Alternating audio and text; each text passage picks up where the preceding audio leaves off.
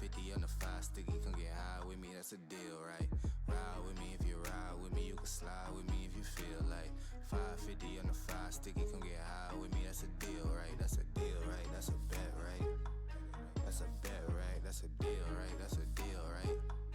That's a bet, right? That's a deal, right? That's a deal, right? That's a bet, right? That's a deal, right? That's a deal, right? Ay, coming down like precipitation. I ain't never met a limitation. Hate applying my elimination. Gotta go to Google for the information. I'm a superstar, so I gotta shine. Top dollar be the bottom line. Bottom feeding niggas out of line. Turn your heart rate to a dotted line. Yeah, my zodiac probably dollar sign. Got the energy to win it, my nigga, I'm feeling great. Got a day with destiny, focusing on my fate. I don't give a fuck what you rapping, you been a fake. I'm everything that they ain't, it can't be, it won't be. Wanna see me fall, I can't go, I won't leave. Coming from the block with plain clothes and police. Straight up to the top with bankrolls and rollies. Ride with me if you ride with me, you can slide with me if you feel like 550 on the 5 sticky, come get high with me, that's a deal, right?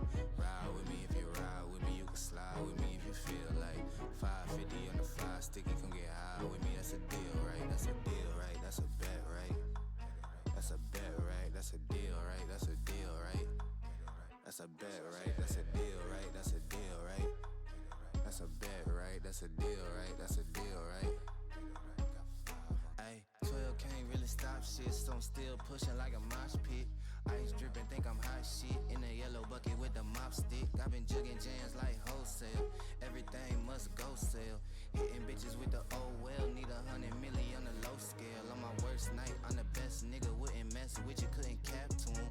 Homie spotted me like 700, brought 1100 right back to him. If I can't do it, then it ain't real. I just make dollars, I don't make deals. I've been going hard in the paint, still blowing kush clouds till I can't feel like. Ride with me if you ride with me, you can slide with me if you feel like 550 on the 5 sticky, come get high with me, that's a deal, right? Ride with me if you ride with me, you can slide with me if you feel like 550 on the 5 sticky, come get high with me, that's a deal, right? That's a deal, right? That's a bet, right? That's a bet, right? That's a deal, right? That's a deal, right? That's a bet, right? That's a deal, right? That's a deal, right? That's a bet, right? That's a deal, right? That's a deal, right?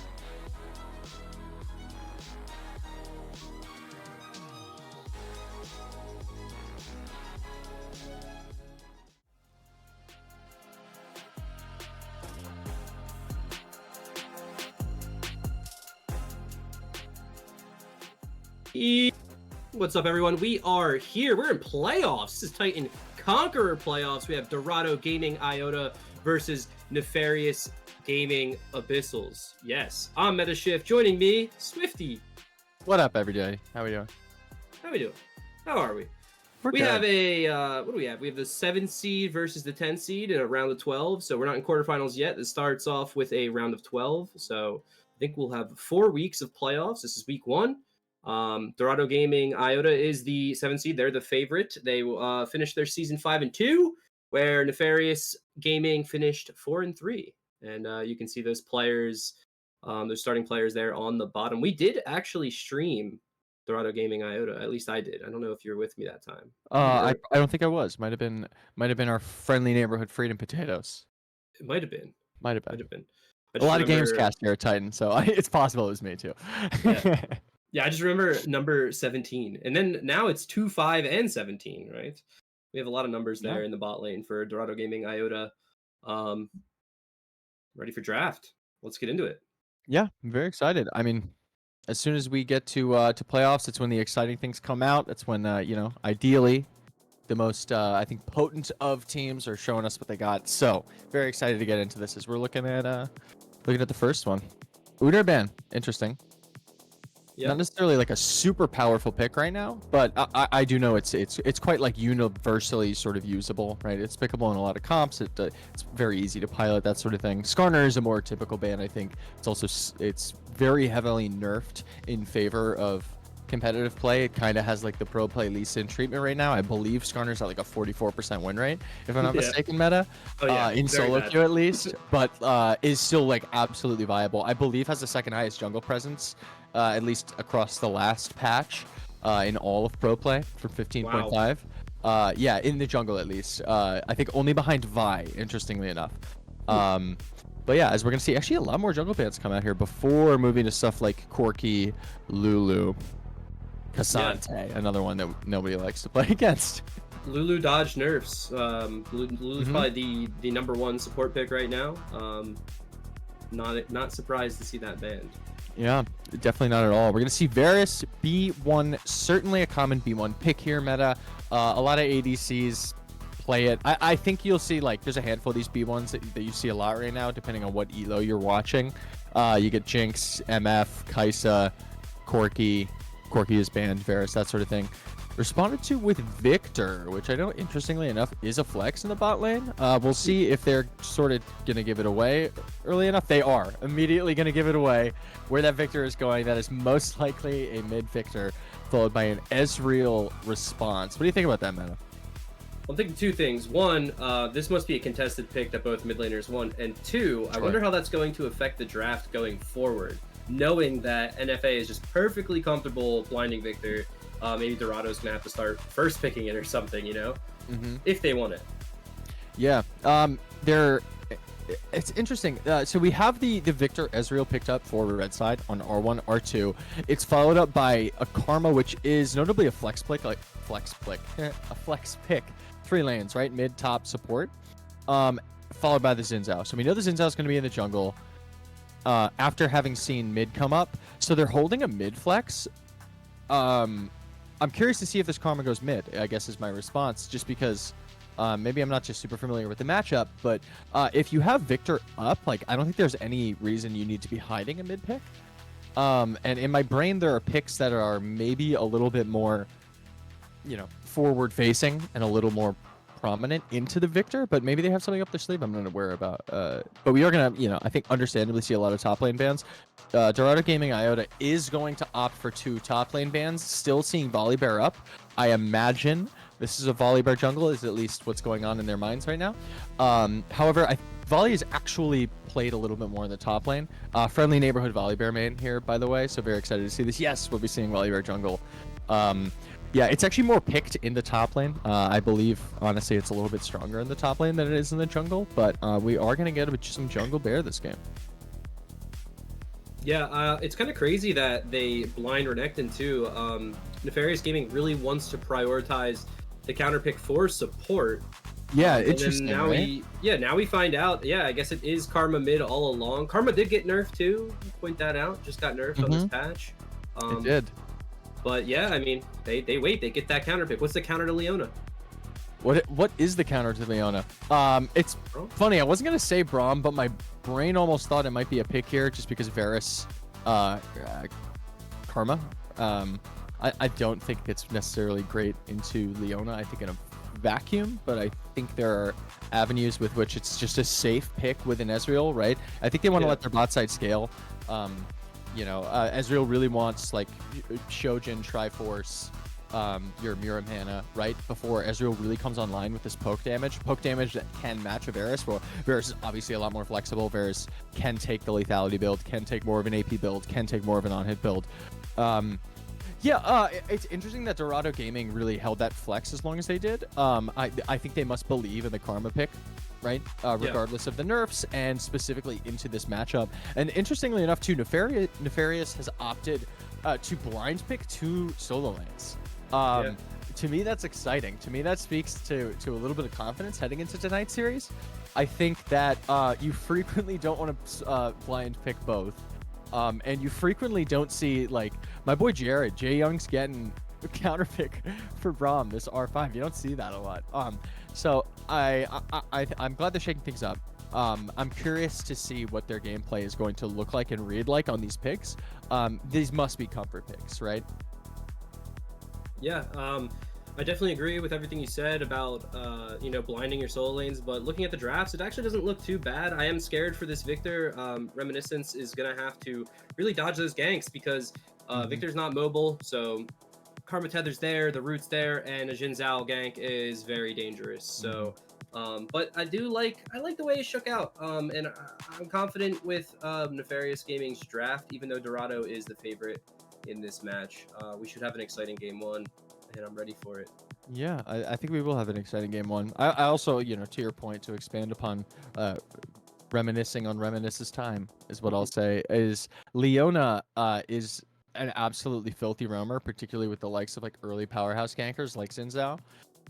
You never want to be an immobile control mage like an Orianna or like even a Syndra, or a Victor. When you have a Xin Zhao Leona that can like every 2 minutes be in your lane. So that'll be interesting. However, Ezreal's a very safe farm pick, be it in a 2v2 lane or a 1v2 lane. Like, you can leave Ezreal alone. I'm interested to see if Nefarious throws Jaeyoung into scenarios where we're matching Leona roams, moving with this volley a lot. Here's actually the thing about volley specifically. I'll let my jungler self talk. We're getting word here, I believe, in the ear. We might have to go into a little bit of a remake. I'm not sure if that means we're stalling here on stream or if we're going to go to a quick break. We're going to go to a quick break. We can talk a little bit more and then go to intermission or whatever, yeah. Sure. Yeah, my point being specifically very excited about this volley bear here. I think it's actually very, very good into Xin Zhao. I don't think many people know that. I think it's something that can match its aggression and maybe actually outpace it. But that is my point. But I'm very excited to see this unfold. But we'll be seeing I believe in a sec, we're going to be moving into a break to remake some stuff. We'll cut to an intermission, and we'll be back whenever we figure it all out. See you guys then.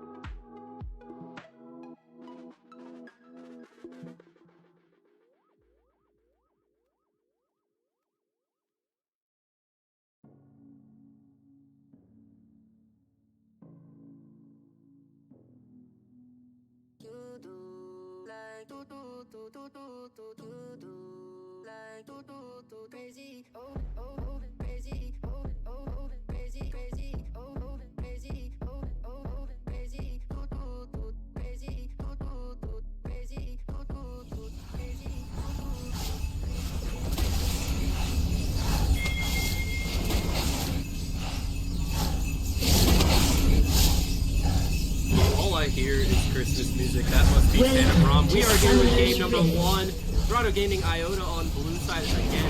Nefarious Gaming Abyssals on red. We do have a 5-man invade. Jay Young leading the pack. 30 seconds until minions See what spawn. happens. 17, you better be careful. Ruh-roh 17. Might get Brom in his face and Gonna he's get gonna tagged. That's a flash. Yep. Nice little invade for Nefarious Gaming. They're gonna get the flash from 17 at Leona. Will be flashless. Yeah. Cool.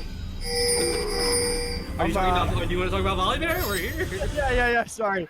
I was distracted by the sounds. Minions have spawned. They were Santa very Brom loud. was loud. Yes. Santa Brom really wanted to be heard today. As wow, those pings are unbelievably loud. No for production. We've got very loud pings right now.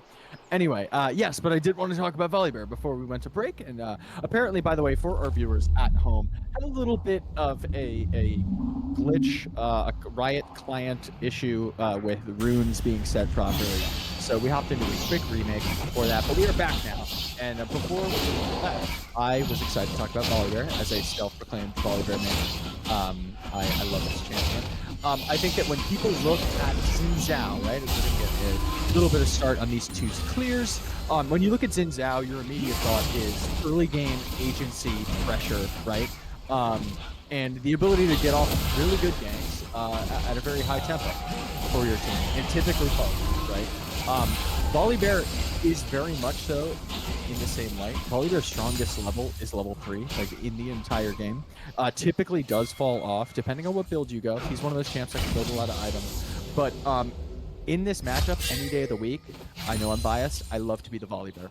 I think Volibear can match Xin Zhao's pace and aggression, and actually has, I think, the early game sort of skirmishing ability to actually take Xin Zhao at his strongest. I think it's an excellent pick, one you don't see enough in competitive League of Legends, and I'm very excited to see how Azriel is able to pull this off.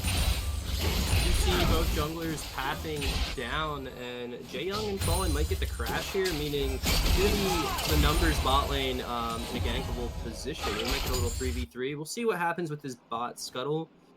Everything else seems like a lot of prio here for red side. Nefarious Gaming has the priority in these lanes. I don't know if this scuttle is hybrid carries.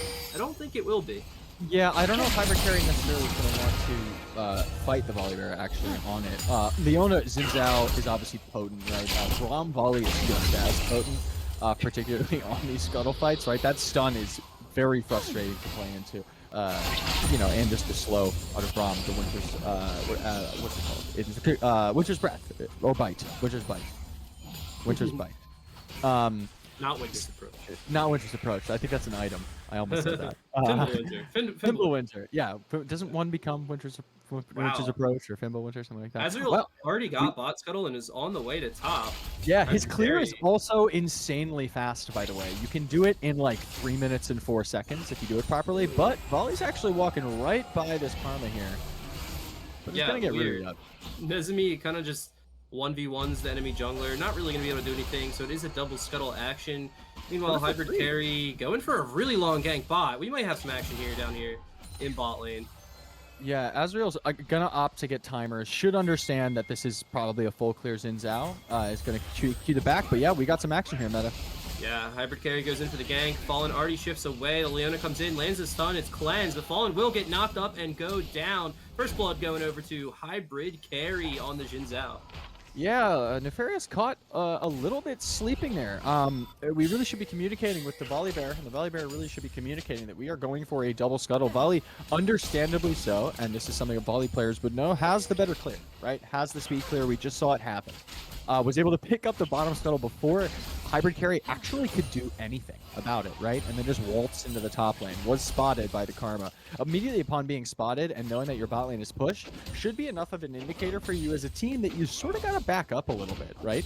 You can't cede so much ground and leave so much vision for the Xin Zhao to path around, right? Xin Zhao did not show up until 4 minutes and 30 seconds into the game, almost. That should tell you that, yeah, Xin Zhao can have a long path around, can dodge the scuttle vision, can dodge the tri-burst vision. Maybe it's time for us to back up. Nefarious gets caught sleeping a little bit there, and unfortunately falling us to pay the price for it on the Ezreal, as we're looking at a 1-0 game here for Dorado Gaming Iota. Yeah, Trouble Killer might be in some trouble here as the wave is pushing out. They've already taken their recall and TP'd back. They've also DC'd, so they're in some more trouble. Uh-oh. But I was going to talk about that CS deficit. Right into pause. Tell us about that CS deficit. Cyrox has been doing a great job with the early aggression here on the Renekton, has denied 10 CS from Trouble Killer, and has a perfect wave state to make this Jax overextend. We'll see if Trouble Killer is going to get punished or if he's going to be able to handle this wave, safely. Yeah, I think this is why we see Renekton picked so much in competitive play. It is such a strong lane into Esbert getting. I think these are the remnants of pause. The remnants of pause. Yeah, the remnant reminiscings of a pause. Yeah, you see it picked so much in pro play. You see it picked just in all levels, all elos, MMRs, right, of competitive League of Legends. It is just a super blindable top laner and is playable into a lot of things. As we're going to see actually excellent rotate in response to losing a little bit of ground in the early game. Bot lane is able to secure that with the Volley Bear. Hybrid Carry's caught like 30 seconds behind this game meta. At least for the first 6.5 minutes of this game. Hybrid Carry is finishing Krugs right now. As we know that Dragon was taken and Volley Bear just has free roam to move up. We had the priority with Jax as Renekton was on a back timer here, and we did not opt to actually take the grubs here. It seems like Dorado, at least Dorado's jungler, might be treating this as a warm-up game a little bit. I think we need see a little bit more agency out of this Xin Zhao. Xin Zhao's on a timer here. In this game, in that Xin Zhao's ability to really affect the game slows down drastically as these minutes tick on. Volley Bear is akin to that, similar to that, but I don't think falls off nearly as hard as Xin Zhao does. And now we're seeing Ezreal just invade with the priority that Cyrox has been able to give. I think this Volley Bear has a really, really straightforward path in this game. It's just sequence your camps, it's move with your prio, and it's take the objectives as you can, right? Volley Bear's objective take is excellent. And they're sort of just, doing it on repeat here with very, very little response so far from Hybrid Carry. Yeah, I want Hybrid Carry the benefit of the doubt. I pointed out earlier in the game that it seems like Red Side just has full prio. Nefarious Gaming, all their lanes, so able to get this prio. That's how they get the dragon. And Hybrid Carry is playing it, I guess, rather safe, but also the clear speed on Xin Zhao is seemingly slower. So Ezreal gets like a pretty significant CS lead, gets the objectives, and all we saw was that one gank bot lane from Hybrid Carry, and I agree. We're going to have to see some more soon, or this Xin Zhao's just kind of going to fall off. Even with those buffs. Also got buffed on this patch. Yeah, also did get buffed. Good catch. Good shout. Yeah, I agree with you. I think that the answer and what you sort of have to tell yourself in games like these, when you're like, oh, okay, all of a sudden I'm the one playing from the back foot tempo-wise and agency-wise. I don't have prio in my lanes. The answer needs to be to think about the next few minutes and what is going to happen with this Volley Bear and the prio in these lanes, right? And sort of think preemptively. So you have to sort of adjust your sequencing, adjust your pathing in a way where you're going to be placing yourself to be able to say cross map against the Volley Bear if you don't want to match the Volley Bear head on, right? Or be able to sort of skip the line, so to say, to actually make these plays happen. Otherwise, you're slowly going to bleed out, which is what we're sort of seeing happen here. However, Hybrid is able to actually pick up a little bit of tempo in the clear off of Volley having to do 2 objectives, right? Like that is sort of whatchamacallit, I guess, trade-off that Volley makes by doing both objectives back to back is we now see Hybrid Carries actually, while still behind in CS, right, wasn't able to pick up the Scuttles, wasn't able to pick up Dragon or any of the Grubs. In terms of the actual, monster camp clears, normal monster camps, is now ahead just by a hair on Hybrid Carry. But Hybrid Carry is spotted on a ward here, and we do have Volibear waiting in the wings. Bot lane was not able to clear up any vision, as we might get a little bit of a fight here. Yeah, Jaeyoung has the tag on Hybrid Carry. It is a 3v3. Hybrid Carry decides to go in. The shield's up for the Braum, and here comes the Glacial Fissure as thrown away, but Azrael tries to go in, and it's going to be Jaeyoung going down first as 2-5 is now accelerated off the passive and is going to turn this around. A lot of damage coming from the Varus. Nezumi actually picks up that kill, and Reminisce does rotate, picks up a kill maybe, but will fall. It's up to 17 to land one last stun, but that stun takes the kill. Maybe not the greatest, but overall, it's going to be the feats of warfare or whatever it is. The 3 kills are going over to feats of something, going over to Dorado Gaming Iota, and a really successful skirmish there in the bot lane. Yeah, that evens a gold and puts them up a few hundred there. I believe, CS in lanes, generally speaking, at least like in the top lane and in the jungle, is in favor of Nefarious. However, you'll take 3 kills, 4 kills. What was that? 4 kills? I believe that was 4. Did Reminisce die there? Yes, I believe. Yes, Reminisce. They got all 4. Yep. That was 4 kills in exchange for the really just the Xin Zhao there, which is an excellent trade. You take that any day of the week, right? I'm actually interested as to why we didn't pull the trigger significantly early, if we're Nefarious, significantly earlier, I should say. It's almost as if they were baiting something out, but vision was had by both jungles, or I guess by both teams in that jungle bush right there. So both teams sort of knew what was going on, and it's interesting that they held the trigger as long as they did, and I think it bit him in the butt a little bit there. They sort of danced a little longer than they needed to, gave Dorado the time really to answer this play. As we actually might have something going on in the mid lane. It looks like we did. Reminisce drops again. That's another kill going over to Dorado Gaming Iota. Looks like off the back of a Leon again. Yeah, it was like 10 minutes and we haven't made that play on the Victor. We talked about how Victor is so easily gankable with Karma, Xin Zhao, and a Leona roam. Finally, Dorado takes advantage of that and does it.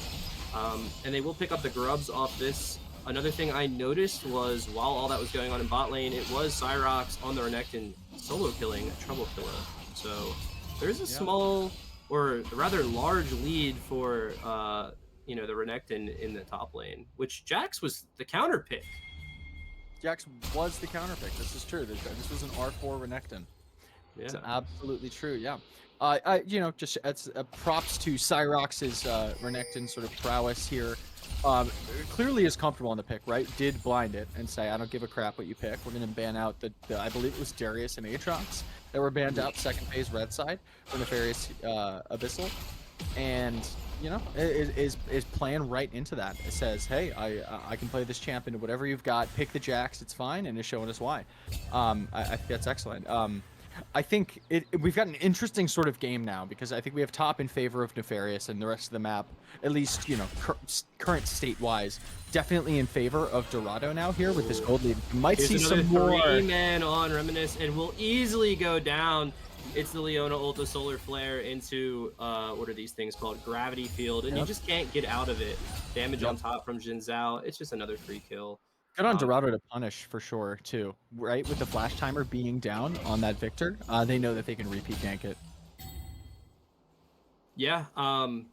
What do you? I wanted to ask you, right? And now that we have some time, this Volibear build that I keep seeing, it seems so terrible, right? You're so squishy. Do you stand by this build or do you think it's bad? This is absolutely the build. It is? So for anyone at home, and this is I played so much Volibear, and it seems weird. So Volibear is a lot like a Shyvana in that like you can build whatever you want and it's probably gonna work, right? In some capacity, right? There's more tanky builds, there's like full AP builds, right? There's a Nashor's build in top lane. You can run Fimbulwinter. However, in my opinion, if you need a default build, there is no better item for Volibear than Cosmic Drive. Simple as. Every stat on him is excellent on him. and it is a great 1 damage item to then propel you into tank. Gives you movement speed, gives you health, it gives you AP, which scales insanely well with this kid. It's actually we're getting a little bit of a fight here. Cyrox pops the dominance, but hybrid carry is here. Trouble Killer uses the Grandmastered Arm. Cyrox double dash, trying to get on him, doesn't have flash available. Will be flash from the Jax. Oh, no. And the stun, and the kiting, and Cyrox is gonna go down to hybrid carry. Yeah, Wind Becomes Finally Lightning. finishes him off with exactly Wind Becomes Lightning. Why do you know the name of that? Why do I know the name? I played in Zao as well. Why is it called that? Well, I don't. It's called that because he swipes in front of him like wind, and then stabs quickly and sharply like light. I think. I see. Wind becomes light. Yeah, Yes. What were we talking about before that fun little skirmish up top? Oh, we were talking about the Polybear build. Yes. So, this is interesting. Maybe I might not get to talk about it yet. We might not, as Jaeyoung does get CC'd up, but they immediately turn onto the Volibear with the Cosmic Drive. This is what I'm saying. He looks so squishy, but maybe it's just because we're fed for Dorado. They do take him down immediately. Jaeyoung flashes out, will escape barely. Well Barely. again. Barely. Well, not a But bear. barely Brom. doesn't barely escape. Yeah. Well, Brom could be a bit. All right, never mind. Never mind. Brom can be burly. Burly. Anyway. Yeah. Well, I think counterpoint to this build. Yes. Sure, it is squishy. However, it's not really much squishier than Sundered is what a lot of people also will rush, or like Aroa immediately, right? Oh my God, Fallen. Fallen just stays in while the Varus is, getting that lethal tempo stacked, and it's just going to be a double kill because they committed to that. Fallen and Jaeyoung, bit off a little bit more than they could chew. Yeah, almost didn't like easy the double. cast. I was sure they were gonna just back out. Yeah. We're almost sure that this Victor is going to back out, and he almost died there as well. We're playing a little bit too forward here for Nefarious Gaming as the game just gets out of control. 12-3 is the scoreline. It did seem like there was another solo kill in the top lane, but it's Azriel looking for the kill on Nezami. Does he have the damage? He does before the tether finishes. And now it's going to be a 1v1 on hybrid carry. Maybe some help. The Volibear does win this, by the way. Does he win it? Does he win it? The 3 Talon Strike damage was too much. All those buffs to Jin Zhao. Hybrid carry comes out on top. Yeah, I'd like to see the aggression of the Volibear in response to stuff. However, yeah, I think at this point just a little bit too behind, which is unfortunate, right? And that sort of is the downside of this build. I will stand by it still, in that I think it's absolutely the right build to go, especially even in this instance. I think this is the right build.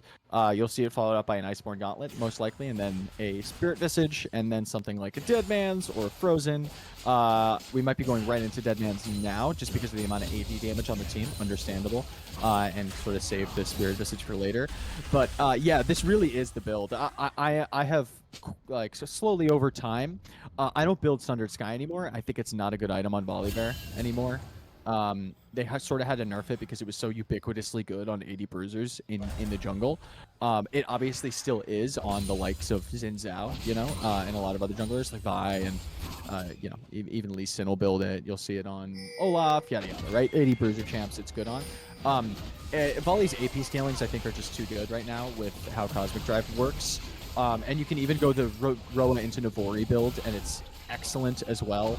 On top of that, there's a Conqueror build that, if anyone knows the streamer Cookie Man, he goes Conqueror into, I believe it's Fimbulwinter, Cosmic, Boots of Swiftness, and then gets like a Medjai's to stack, and it's disgusting. It's like a really, really gross build.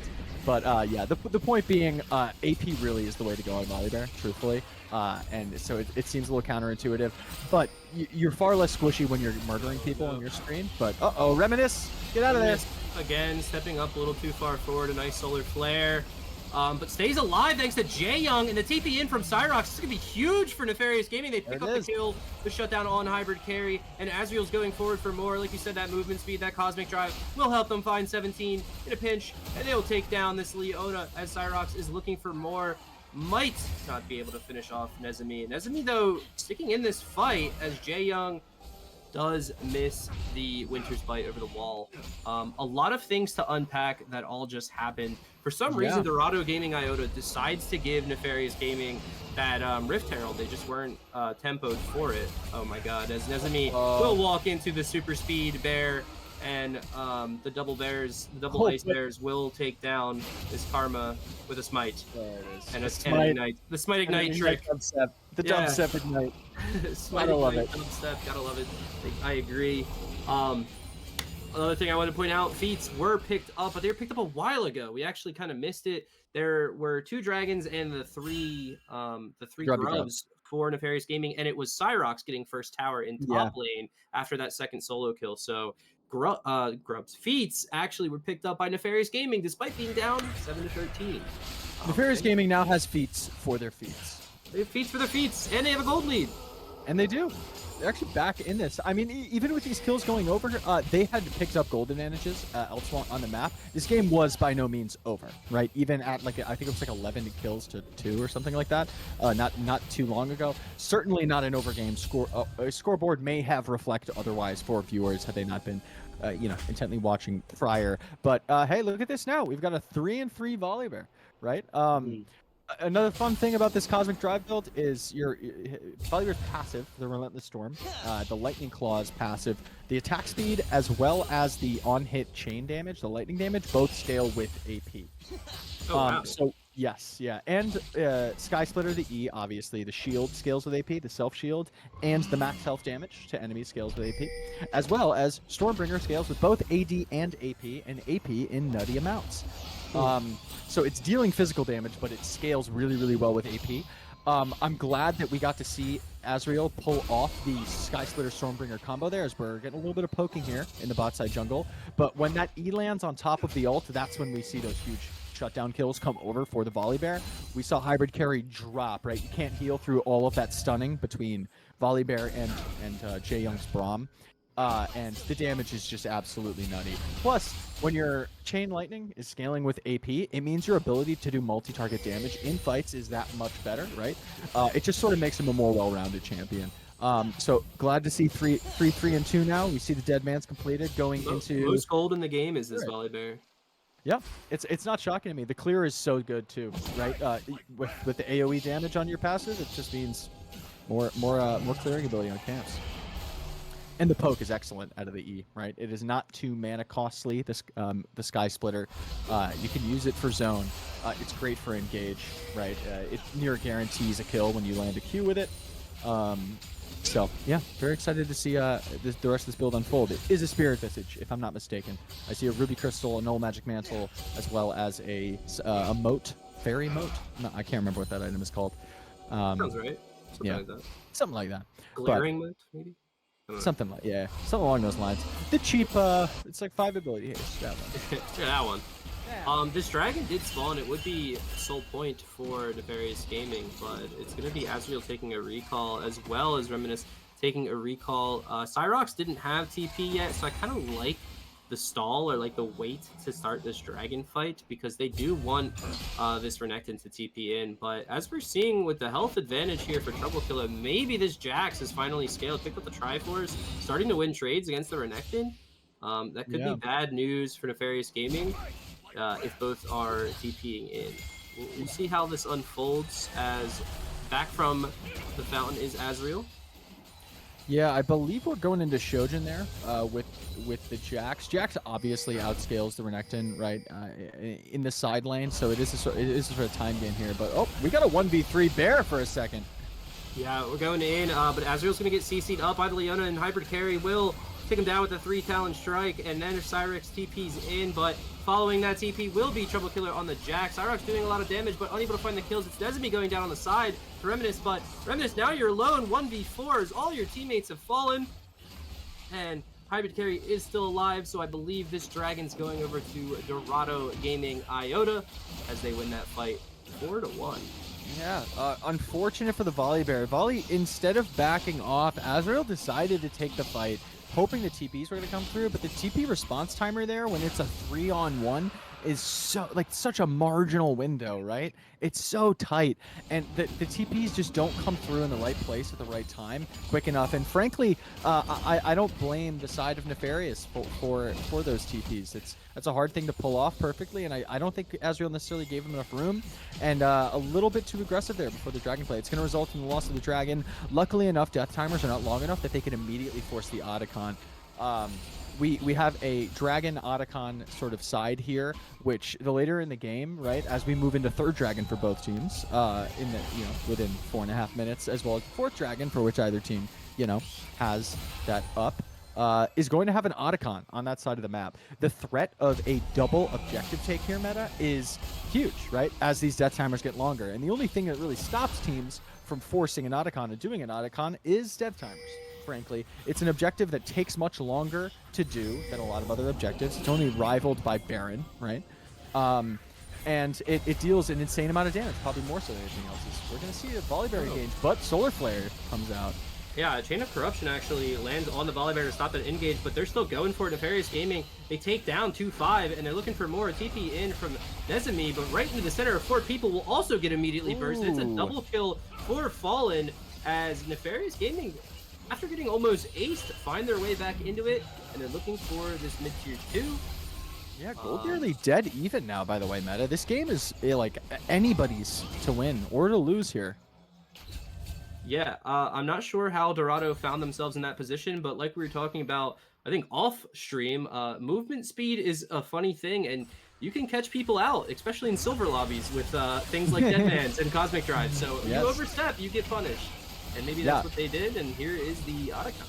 Yeah, here's the Otacon take, and this is an exceptionally fast bear. Another thing about this build is Cosmic Drive gives you, on damage movement speed, but also just a flat 4% movement speed, if I'm not mistaken. 4%. Or something like that. And on top of that, having Boots of Swiftness, having Feats of Strength Boots of Swiftness, as well as a Dead Man's Plate, and then your Q, which is doubled towards champion, your Thundering Smash. It's a bear that can come out of the woods. It's Cocaine Bear, for all intents and purposes. This is Cocaine Bear, and Cocaine Bear is here to take your family. I have a question for you. Sure. Which one's the one, Voracious or Ruinous? Which one's this? This is the GA. This is the GA, which is Voracious Otacon, which spawns if there is not a lot of combat before 14 minutes. Ruinous Otacon is the other one. This was the one that was buffed, and we get to see it, and I thought maybe it could happen because there wasn't that many kills early. As Azrael and Cyrox are running them down, they look for a play on this Renekton, but now they are the ones in trouble as the dominance comes in. Cyrox does a lot of damage, but they are getting CC'd up. A nice Glacial Fissure from Jay Young as Fallen finally joins the fight, finds the shutdown onto Trouble Killer, and they only get one, but the play was on them, so this is good, and they have the momentum to maybe look this Baron.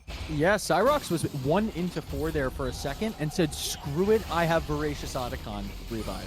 I think it's an excellent play. I love seeing teams pull it off when they're just like, yeah, well, we have complete tempo advantage. It does not matter if we die, right? The gold is not what we're worrying about here. Just on-map tempo and agency is our entire priority, and they full send it at the fight, right? And the pro side being, hey, even if we don't die, we mop, we take a fight, we win the fight, and we get the objective, and that's exactly what they do here. I think it's an excellent tempo advantage play. I love to see more teams do it, and I think that whenever Voracious is spawning, I think it's something that should be in the backseat of the back burner on the mind of every shot caller and every team, right? It's an excellent tempo play, and we're just seeing the benefits of it now as we're now looking at about a 2.5k gold lead for Nefarious. This is the first time they've had a gold lead in a while, I think, in the game. Since that before that mid play there where they cocaine bared at at Dorado Gaming Iota. Yeah, they have excellent tempo advantage here. They're going to be able to sort of split the map here. They're going to send Cyrox in the top lane, a Baroned up Renekton. Interestingly enough, I am going to I'm going to flame a little bit here. Azrael, we don't need to be doing camps when Baron buff is up. The camps will be there. You're past the point where you really need to be farming a lot. It's my only note. I love the Volibear build. I love the play. However, we do not need to be full sequencing when we have a Baron buff up. Yeah, your time is much better. You don't learn that. You have to go from Conqueror to Vanquisher, then you learn that. See, that's the difference, right? If you see anyone not doing that, they should belong in Vanquisher. Crack in trouble. Is in trouble. Double flash or flash for a flash. It's gonna be hybrid carry. Flashing him to follow up and get that kill, but they will be giving the dragon over. This isn't Soul yet, but it will be the third Drake for Nefarious Gaming. I wanted to point out, man, it seemed like Dorado maybe got cocky after they won that fight bot lane, and they ended up losing Otacon and Baron. And the gold lead's not that huge for Nefarious, but the XP that they got back, I mean, it's massive. Yeah, it's pretty massive. I mean, this is a 5-1 Varus with 3 items that is down a level and is kind of like seemingly weak in this game, but we'll see a little bit more from 2-5 soon. They kind of giga scale. I feel like Dorado outscales this one. Yeah, it's an interesting one. I actually don't know if I can fully agree. I think really it's the Jax Renekton lane is heavily Jax scaling favored, right? Yeah. Volley and Xin Zhao both are not late game champions. It's just simple matter of fact. They both fall off, right? They have high base damages. They're meant to have early, be a catalyst for early agency. I think Ezreal, and it's skill dependent, his scaling, in all honesty, because he's very skill shot based. But on paper, Ezreal, I think, deals a lot more damage in the late game than Varus does. And Victor is obviously a late game, sort of control mage, scaling control mage. So, like, it's interesting. Like, clearly the Jax has the favor here. I think the jungle, it's pretty neutral. But I do think, like, ADC bot is leaning toward Nefarious scaling. But again, I don't think either team has, like, insane scaling in a way that either team needs to feel like they're on a timer, if that makes sense. Yeah. But what I will concede is that it's certainly interesting. I think there are ways in which this game could become unplayable via the scaling on both sides for the other team, right? It just depends upon who's going to be ahead, and maybe some itemization, little tidbits there as well. But to your point though, like even Karma scaling is actually pretty dang good. Like Karma with a lot of AP, like the shielding is just nutty. Right, the healing is nutty. The damage can be nutty. Going into some like Healy Shield items, like the Ardent Sensor was picked up. I wouldn't be surprised if it's like full support build from here on out. Yeah, I mean your damage already with Malignant's Leandries is like shockingly good. I think at this point in the game, obviously not as good as a Victor. Even at this point, like Victor's going to just one-shot people at a specific point in the game. However, Karma is nothing to be scoffed at by any means. But yeah, I want to go back actually quickly to a point we were making about the huge XP and gold swing that we saw, just over the last few minutes for Nefarious off the back of a few really, really good plays by them, a few great fights and a few great objective takes, I should say. I do take grievance with the way they played the Baron. However, I feel like we should actually be in a state where it's not a 2K or a 1.5K gold lead for Nefarious. This should really look like 3K, 3.5K. I don't think that the Baron was utilized in a way that was super, super effective. It was able to take the dragon, but Hybrid might cut me off here as he's getting engaged on. Yeah, they're looking for the pick on Hybrid Carry. It's a nice Chains of Corruption by 2-5, and they're going to start off with a kill on Cyrox, who just died immediately, and that's like one of their strongest players, but they're cutting it back. Fallen's in the back line. Jay Young's trying to peel. Reminisce gets engaged on this Victor damage, trying to come out. Fallen still trying to put out damage. The Victor and the Ezreal are still going. Fallen off to the side, taking down Nezumi, looking for more. 17's in some trouble. Hybrid Carry. Fallen's got a smurfing it. One left. Oh Fallen, my god. Triple kill. And it's Azriel and Fallen still alive. How did Fallen just stay alive and survive? It's seemingly repositioned. Yeah, it was seemingly impossible. Azriel looking for that final kill. Will they get the ace? No. And then I wish we had a replay. There was a lot going on there. But lastly, I guess Reminisce did take. They went 1 for 1. It was Trouble Killer in the back there. That was an insane fight that looked really bad for Nefarious Gaming the entire time, but they come out on top. Yeah, I think I actually was watching Fallen the whole time. I think what ended up happening there is sort of what I was just talking about. Is it's sort of skill dependent. Ezreal scaling. Ezreal damage in that fight was off the charts comparative to 2-5's damage on Varus, and that's because Ezreal doesn't need to see you to do damage and can kite back over the wall and does an excellent job at doing so. Fallen was doing damage that entire fight and was able to chip through the ranks of Dorado Gaming Iota, and it just sort of happens like passively over the course of the fight, and it's not something that really catches your eye in the fight. But I was specifically looking for it. We can now see it's a 7-4-1 Ezreal. The Cerildas, the Shojin, the Triforce, and the Muramana are completed. We're seeing some lifesteal item come out. I guess this, I'm not sure if this is Bloodthirst or Bork or something, but Hybrid Carry is going in here. Interesting Maybe not. decision. Yeah, goes in, goes out. Baron picked up. Oh wait, we're going back in. There's Ezreal's Wally. looking for. They're going for Oh. 17. The Leona may be out of position, but not the correct target here in a late game fight. I feel like they don't want to engage onto the Leona. Yeah, it's an aftershock W up Leona. Yeah, but that was the glacial fissure being used. So that will be on cooldown. However, with the Baron empowered minions, they are running down mid. Some poke there from the Ezreal ulti. Trouble Killer off to the side. Hybrid Carry getting caught out. 2 more stacks from Braum passive will put down the stun. But going down first is the Victor. Eminence is out of position, but here we go. Watch Fallen in the backline. Trouble Killer trying to take down this Ezreal. The stun will land. Will Trouble Killer be able to finish him off? No, Fallen still alive. And they're kiting it back. It's 3-on-4 as 17 does go in. Fallen still kiting it back. Ezreal will go down and finally catch him. Fallen survives. Jae Young keeps him alive, but they will lose that dragon. So no Mountain Soul for Nefarious Gaming. But that's not really the issue. The issue is their Baron push is completely nullified. It absolutely is, and we're going to be taking to scrapes here, at least in Dragon count, as Dorado Gaming Iota is going to be able to respond, and with 3 grubs is going to have a pretty solid push. Also, it's on hit Varus, right? This is Terminus, Winsu's, Blade Ruin King, Varus. Absolutely is going to have great pushing ability. I actually, interestingly enough, at the end of that fight, looking at Hybrid's health, Hybrid was almost dead immediately in the fight there. Jae Young's going to try and stop, not much here. They're just going to be able to push them off. They're going to chase him down. Glacial Fissure comes back up. They take down Nezumi. 2-5 and 17 on the run. Hybrid Carry off to the side. Fallen maybe still wants this?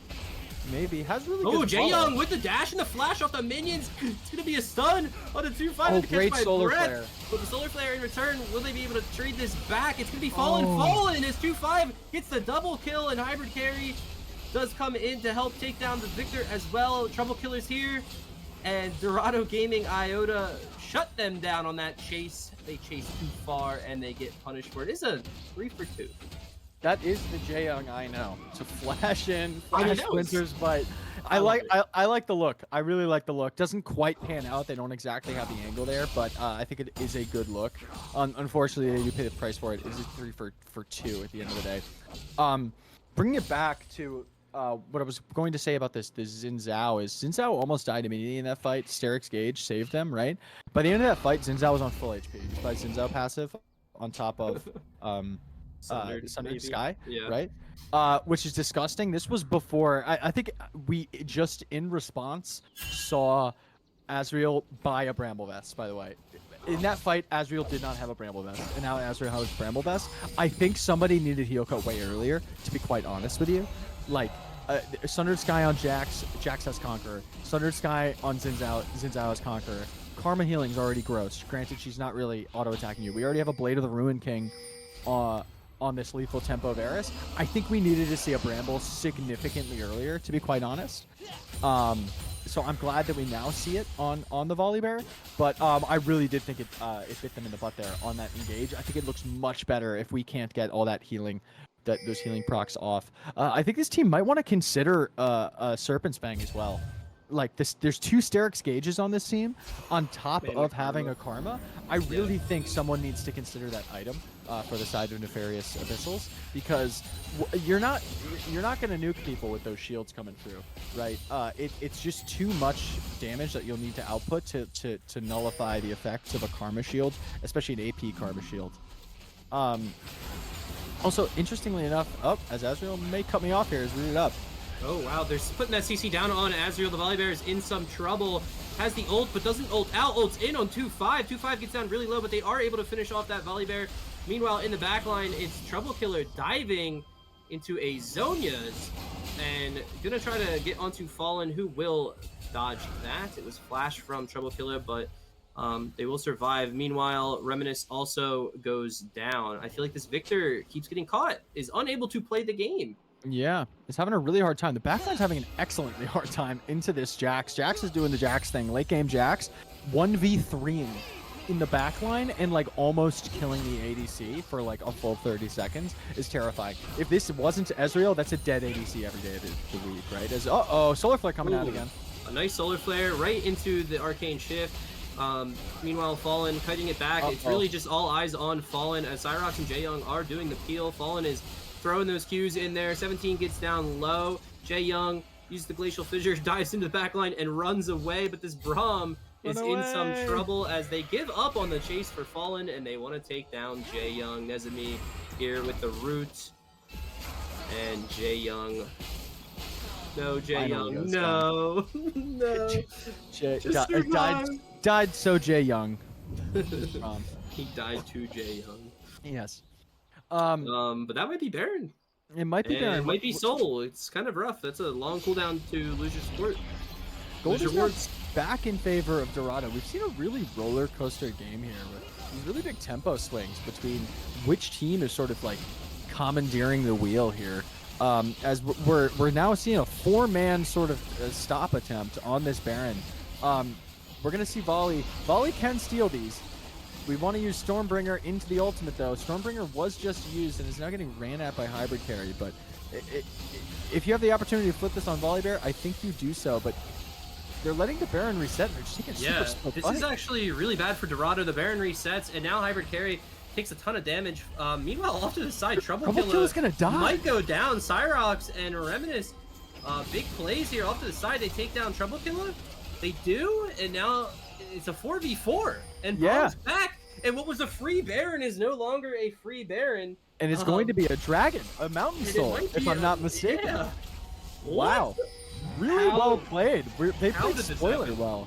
I mean, like you gotta play weird ways, right? When you're playing spoiler for objectives like that. Hybrid Carry just goes for the Volibear way too early.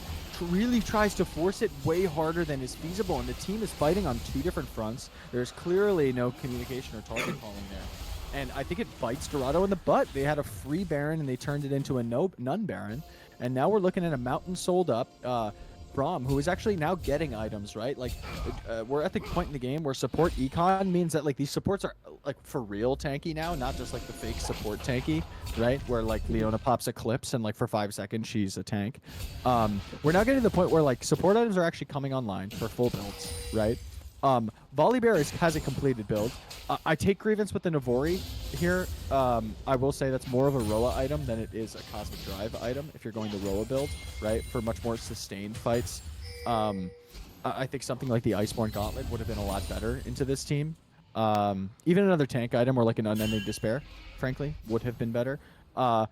Nevertheless, what it means is that we have like actual tanky members, right? Renekton has Sterix Gauge now, has the Eclipse for the shielding, has Spirit Visage, which means I think much damage to Baron, the damage is coming through, the tankiness is coming through, and I don't think they have many options here to take weird fights like that, Dorado.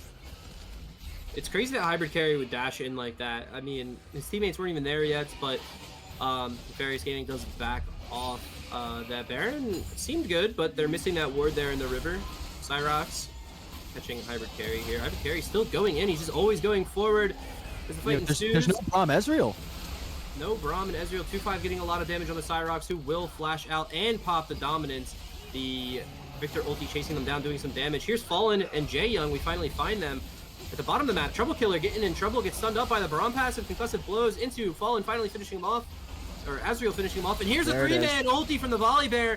And it's the Crescent Guard that pushes him away, but they're on the run, flashing forward. The stun. Ezreal will find Hybrid Carry. Do they have the damage? Fallen in the backline, putting it out. Reminisce still alive this time. They have the Victor damage for once.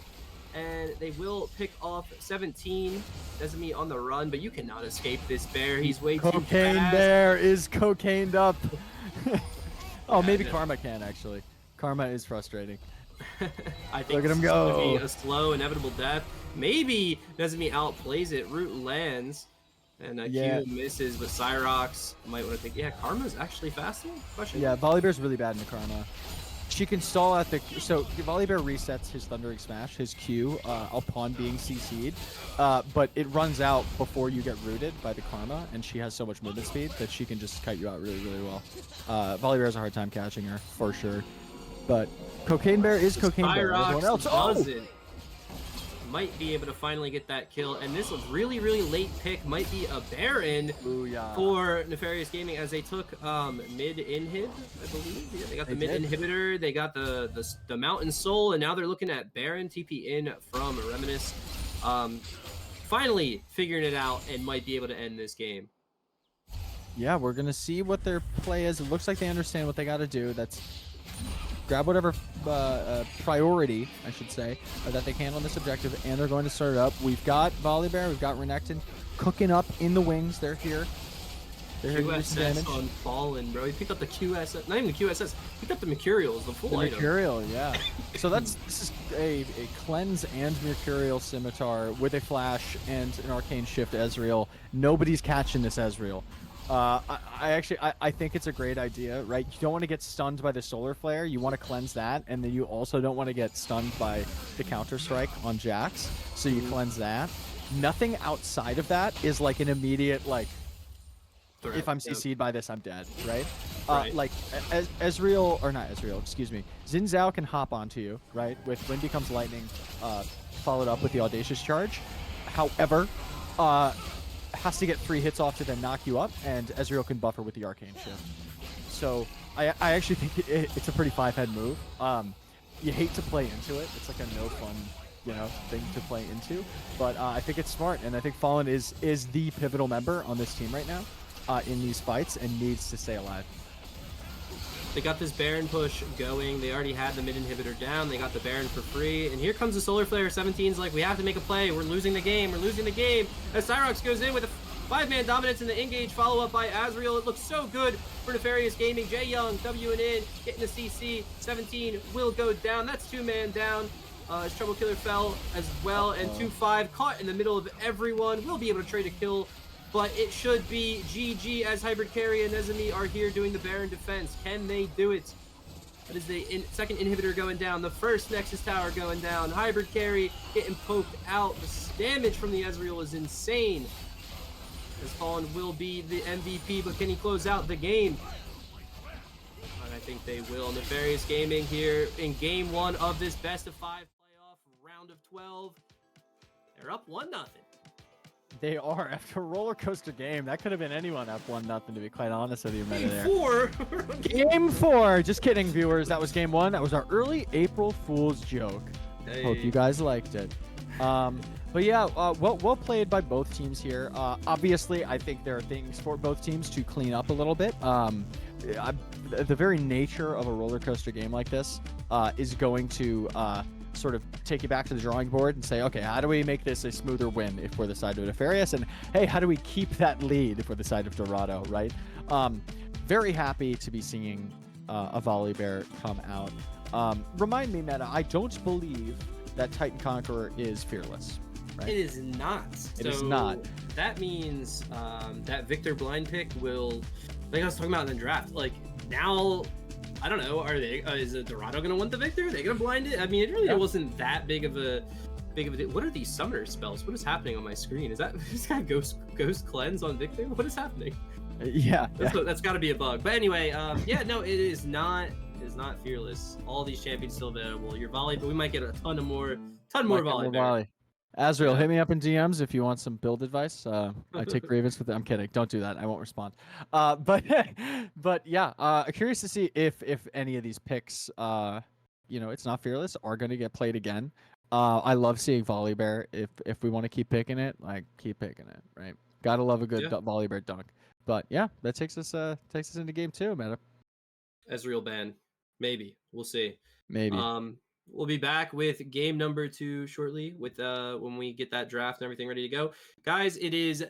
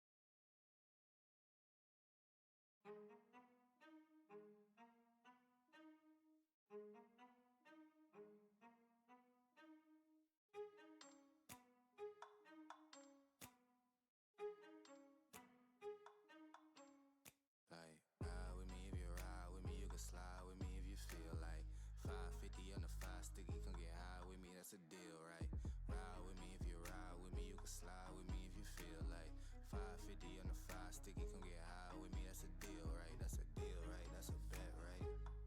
That's a bet, right? That's a deal, right? That's a deal, right? That's a bet, right? That's a deal, right? That's a deal, right?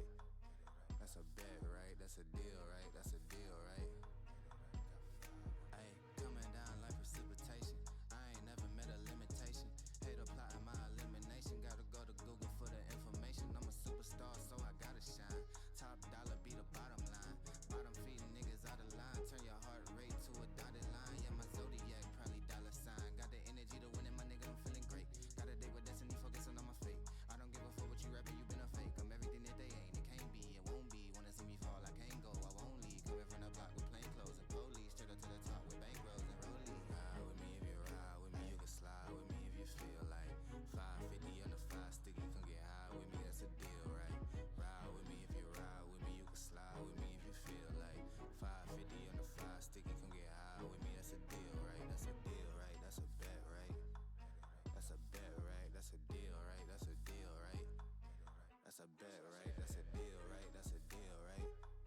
That's a bet, right? That's a deal, right? That's a deal, right?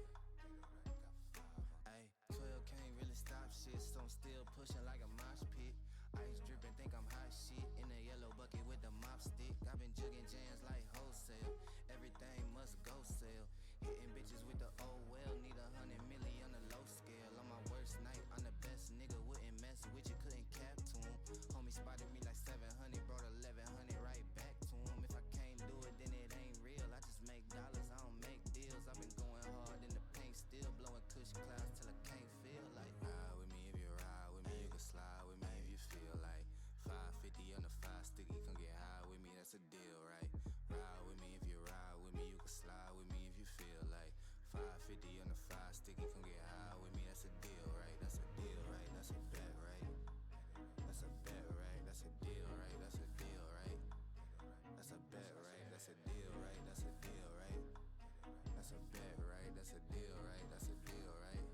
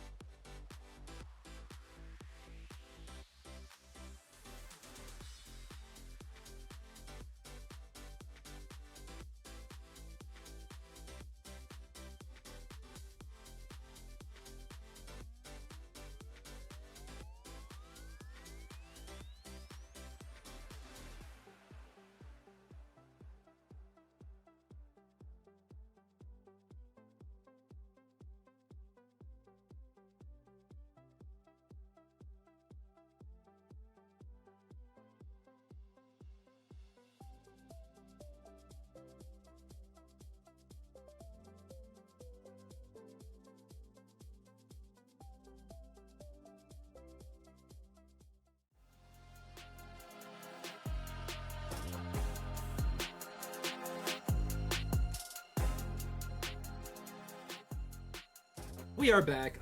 Game 1 was a banger. It was long and it was back and forth. And Fallen had a pretty big game. Solid performance. Nefarious Gaming leads 1-0 against Dorado Gaming. Iota. I am Metashift. Joining me, Swifty. And we're chilling. We're having fun. We're chilling. We got potentially 5 of these to do, so we do. Easing into it. Yeah, we're saving our energy, as we like to say on the casting desk here over at Titan Esports. But we're gonna get right into draft. We're gonna waste no time here, Meta. And yeah, like you said, banger game 1, really roller coaster ride is how I would describe that. And you know, Fallen was for me the MVP of that series or that game. Excuse me. Fallen really rose to the challenge. If you guys like that? It's like a risen pun, like fallen. Anyway, we're at draft. We have opted to switch sides, notably. So Nefarious will now be on the blue side. Has B1. I think we discussed Meta. You brought this up at the end of our sort of recap game post game 1. Curious to see if Victor is picked. If it's something that is priority on the blue side, right? We saw it R1 for Nefarious. As Dorado opted for, I cannot recall off the top of my head. What did they opt for? Varus. It was a Varus B1 pick. Yeah, it was a Varus B1 pick. I honestly think that Nefarious will pick the Victor and the Azrael again. I don't see why they wouldn't. Yeah. Unless, I mean, no, it hasn't been banned. So yeah, there's the Victor B1. Almost like we know what we're doing here over at Titan Esports on the casting desk. Almost like we know what we're talking about. Yep. So Victor B1. They could salty run back this and grab the Varus. I would almost suspect them not to, just because knowing that the Ezreal is still available, and Fallen looked so clean on it in those late game fights. Instead, gonna opt for Talia, a different matchup, alternate to the Karma, and a Pantheon. Pantheon now notably a flex pick, a 3-way flex. You can play this jungle, you can play this top, you can play this support. I think it's viable in all 3. Maybe a little less so top, but Dorado clearly holding onto those flex picks in draft. We saw game 1, right? Karma being a flex. Even with the blue pick up, sorry, not the blue pick, the Victor red pick up, they opted for a blue mid flex pick in Karma. So interesting. Jungle? Is it the Shen jungle or the Shen support? It's got to be one of the two. But it has to be Shen support. You see the globals, but Ezreal wasn't picked, which means Ezreal could easily there. Okay, yeah, well, there it is. Understandably, Dorado Gaming should be banning it. But hold up, I'm not just gonna glaze over this Shen like that. I'm not gonna quickly weep. It has to be Shen support, right? Listen, I am a River Shen enjoyer. Shen jungle's playable. It is playable on a technicality, in my opinion. Would I ever recommend a Conqueror team pick this in a playoff series? No. Your ganks are insane. You're just old. Yeah, but it's not like River Shen's a meme at the end of the day. Like, you can pull it off. I think if you're insanely practiced on it, if you one-trick it, I think I'm going to die on the hill that we shouldn't be playing Shen jungle. I think, like, imagine how many things can do what Shen does, just does it better. Like, better clear, right? More map presence, doesn't have to wait to 6. Like, there's a plethora of options at your disposal, and it's not a fearless draft. So we'll see what happens in this last pick. I'm gonna have an aneurysm maybe if it is Shen jungle. It might be Shen support. It probably is. Oh, you were wrong and I was right. Why am I right? What are we doing? Okay. This is awesome. I actually like this because I want to like watch it with you and show you that his clear is actually pretty good. Like it's fast. Yeah, it's not bad. I mean, I've played it. I've played it. I have. But then again, like this is at an elo range, right? And this D4 cap where like it's on the cusp of where I'm more comfortable with junglers pulling out a little more intricate stuff. So like they're clearly talented players. But on the other hand, there is definitely a jump between, say, a Diamond 4 cap league like Conqueror and a Masters 100 cap league like Vanquisher, right? In like just understanding of fundamentals and mechanical ability. just the works, right? And that's what gives me pause more often than not. Hey, I am more than ready to be absolutely proven wrong meta. But for right now, I'm not a believer. I will be upfront and honest about that. Is Poom hybrid carry? No, hybrid carry is a sub. So Poom's not Oh, even playing. crap. I thought they were the same person. Maybe they are the same person. No, it's Production in our ear will tell us if that was a sub. No, I looked it up. We It's hybrid carry is subbing in for this playoff match. Got it. Okay, so this still will be hybrid carry. Is that what? Yeah, Is that what I we are believe to so. understand Yeah, here? we're still Okay. still hybrid carry. But anyway,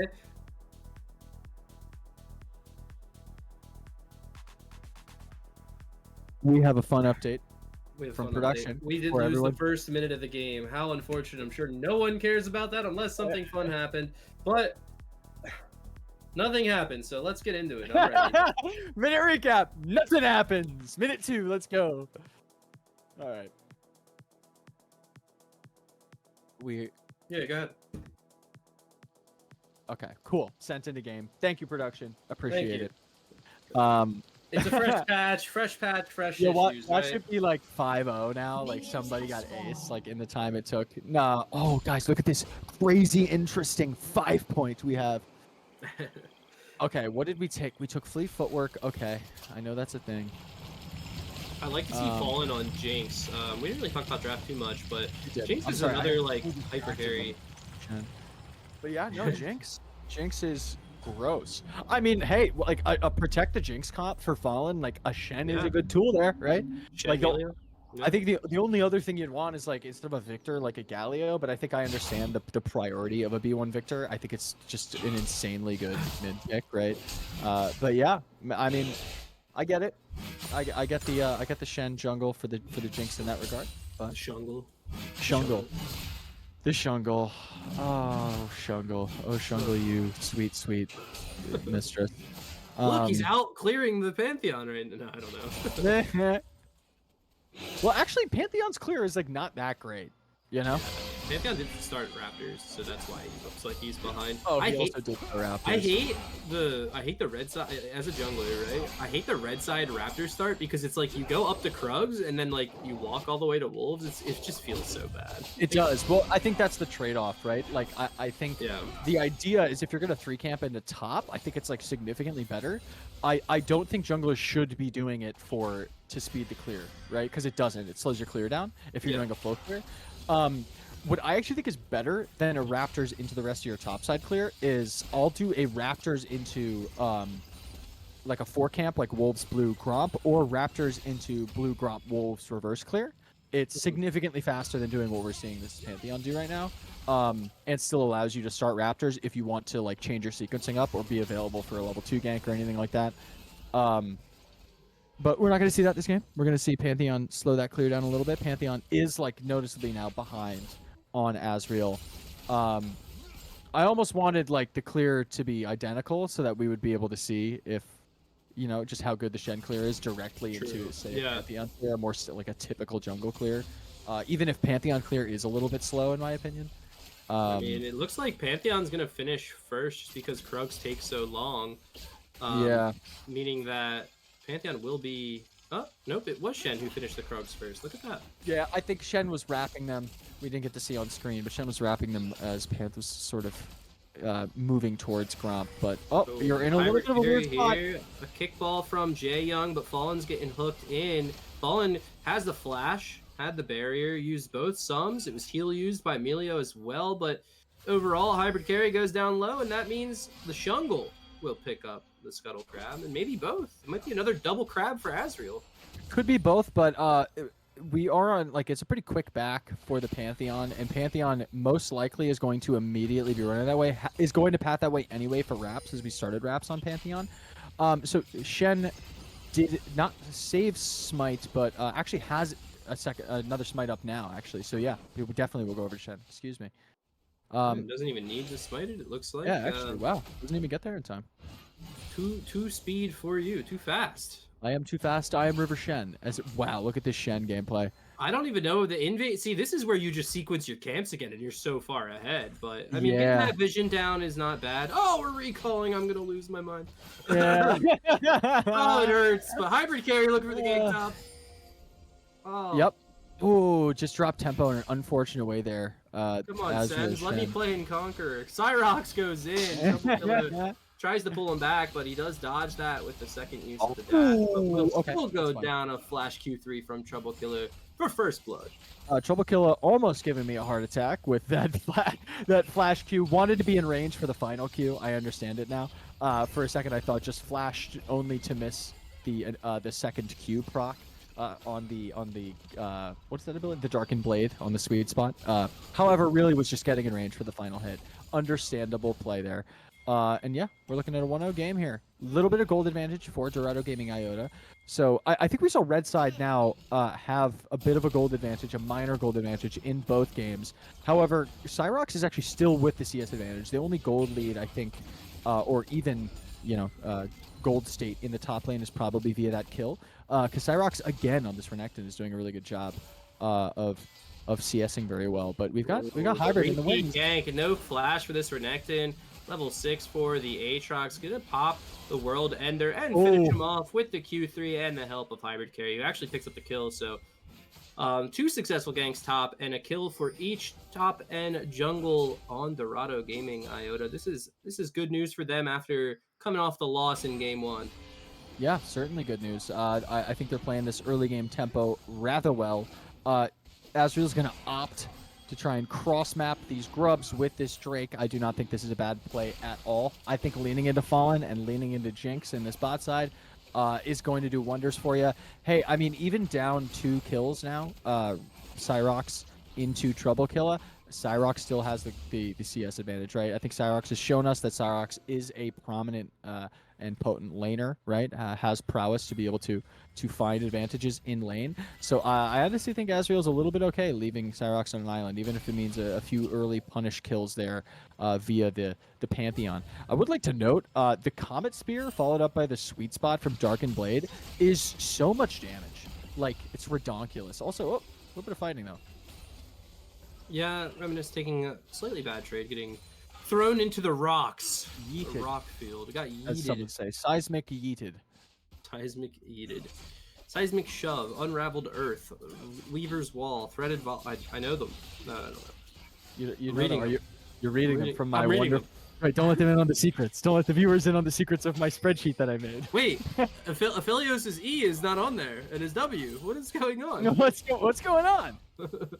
Interestingly enough, his W is called the ammunition. I think it's called phase. Like, yeah, no, W's phase. The way it doesn't weird. It doesn't activate or anything like that. But it's called gun switcheroo. Yeah, gun switcheroo. Yeah, the famous Aphelios rocket to Gatling gun switch. Yeah. Oh wait, yeah, we have a we have a Jinx in the game. Damn, Jinx is switcheroo. Yeah. Yeah. Fun fact for our viewers at home: every one of Jinx abilities ends in an exclamation point. Wow. So I have to yell them. Yes, but you don't have to yell them as loud as, say, Spoiler's ultimate, Mom, which is in all caps, or Nar's ultimate, Nar, which is in all caps and has an exclamation point. I feel like at that point, all of his abilities should be called Nar. Kind of like Groot, like I'm Groot. Yeah, like Nargada. Yeah. Okay, Dominance popped. Dominance, I believe. Dominus. I thought it was Dominance. Okay, Yeah, that's probably the red tree is called. Latin. Well, all right. Dominus is popped, and the World Ender to follow. This is a long trade here in the top lane, and Cyrox is not winning and will, forfeit that crash. But it's 2 minions left, so Trouble Killer is going to crash it anyway. Let it crash. But yeah, maybe a bad back here for the Renekton. We'll see. Yeah, seeing a different lane state sort of play out in the top lane in game 1. Oh, we're getting the Grand Starfall coming in for the gank onto Fallen, who goes down low, flashes away, but a nice Melio cleanse. It was instant on that stun, but Fallen might still go down as 17 reels him back in with the hook, and Hybrid Carry or 2-5 finishes them off. I don't even know who's getting the kills, but another successful gank. It will be Hybrid Carry picking up that one. Both kills so far for Or I think actually was that 1 kill or 2 kills on the bot side? 2 kills on the bot side. Am I crazy? What? Oh, there were 2 kills on the top side and then just one for one in this bot side. Sorry, I couldn't count how many people died. I was thinking about how wonderful that breath of life was on the Milio. Like you said, it was like near instantaneous. Yeah, really well done with that cleanse. But we are seeing a Pantheon sort of pick up in pace and levels here. Okay, Bomby Cinder. I want to take this back to the Shen. I'm gonna loop us and the viewers back to the Shen over the course of this game, so as a sort of learning experiment, right, for myself and for all of us at home. Bombies for the clear speed, right? Sure. Maybe. Into I don't know what we're going for here with a giant spell. Heartsteel?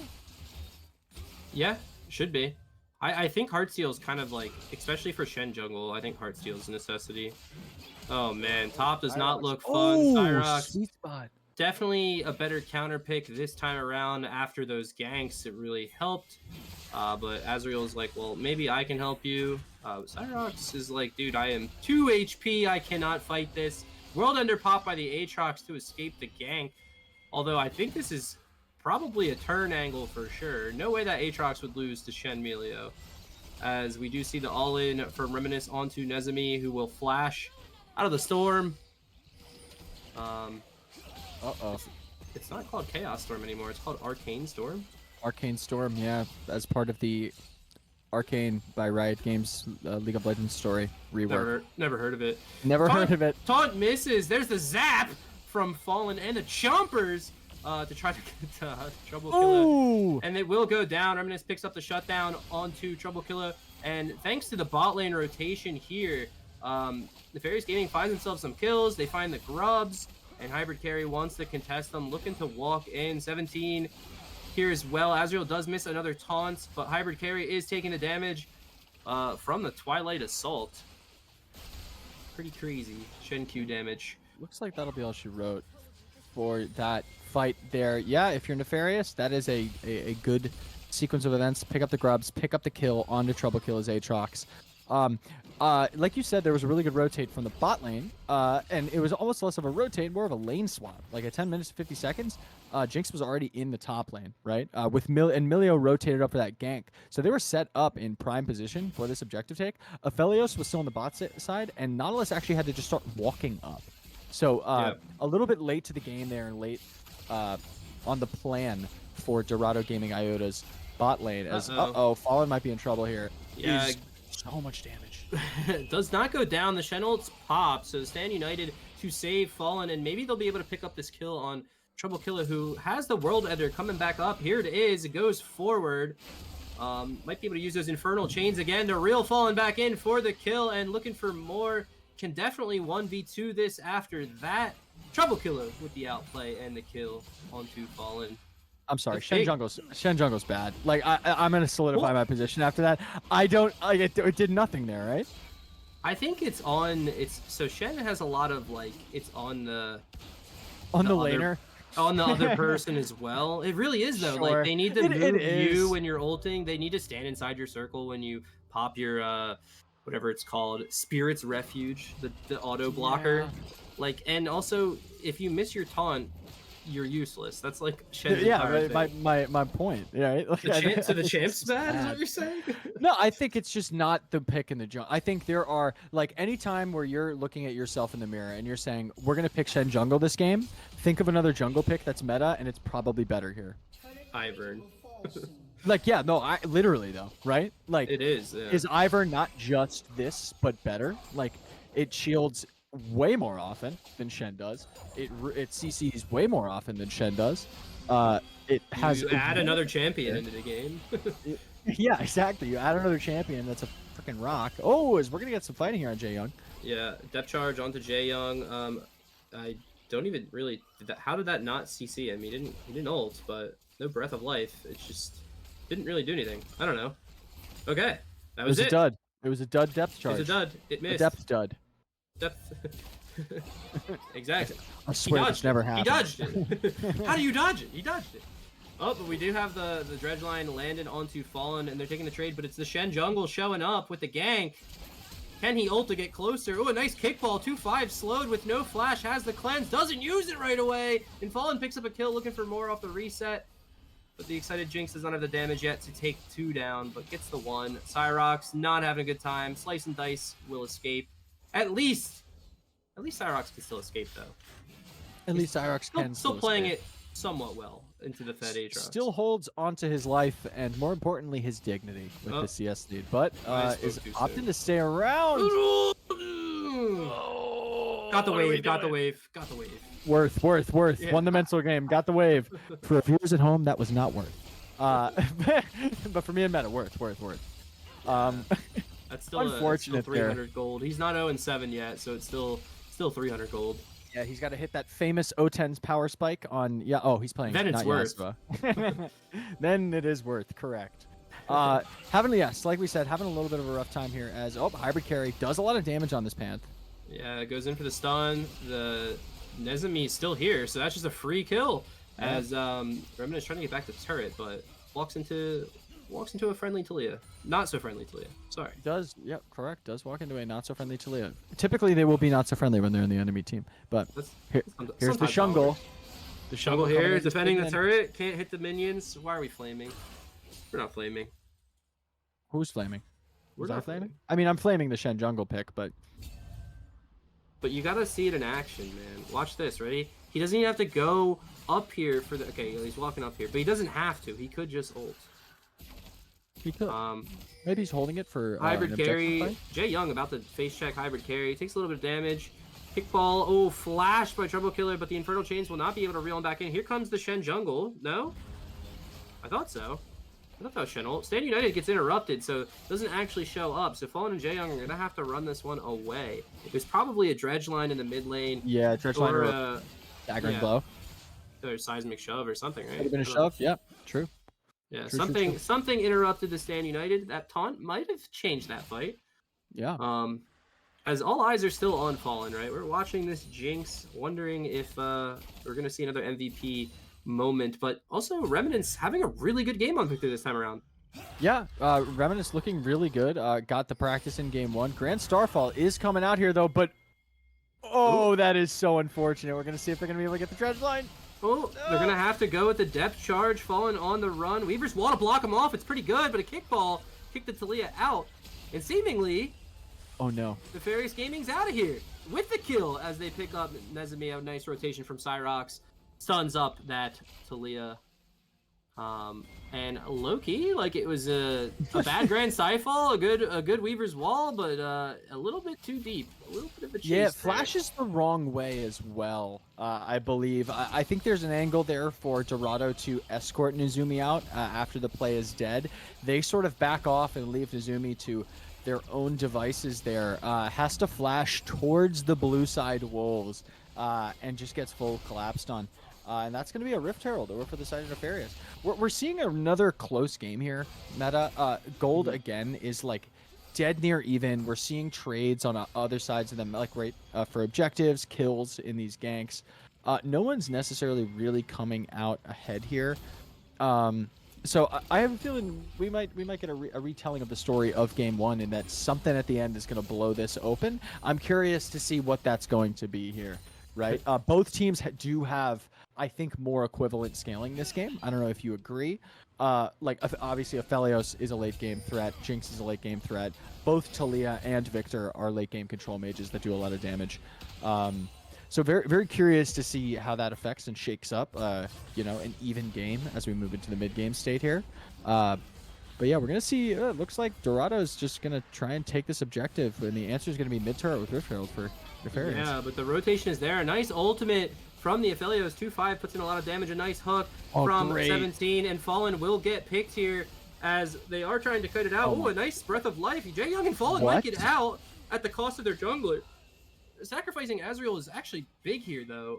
Azrael kind of saves them, and wow, they get out. Fallen lives. Fallen does not fallen. Fallen is still up, not down. Not fallen. Fallen has not fallen. I wanted to say I do think both teams have really good scaling, and I agree. This is just a repeat of Game 1, but maybe the difference is the feats. It was Nefarious Gaming getting the first 3 objectives, but they did not get the first 3 kills, and they did not get the first turret. So Dorado has the feats, as you can kind of see it on the red side feats again, but also they swap sides. They did swap sides. So what if games are so close that the feats actually are the difference? Time will tell. Maybe, or maybe they mean nothing at all. That's kind the way of I'm more. leaning. Yeah, it's kind of. That's They're pointless. It's more of a moral victory, if anything. yeah. Also, I think typically the statistics are skewed in a way that teams with feats win like 70% of the time, but mainly because they're already winning really hard. You know what I mean? Like if you get feats, you're already in a position with which you are winning. But in games like these, I think it's a much more interesting conundrum, right? In games like these where it's very back and forth, and a clear winner does not stand out almost until the point where they've won. If feats do mean that much of a difference, I think the honest answer is not really. They're pretty gold inefficient, these boots, to actually buy the tier 3 upgrade. And the stat buff you get from each of the initial boot upgrade, like the ones we see now, are so minimal. But we're getting a Hex Flash over the wall.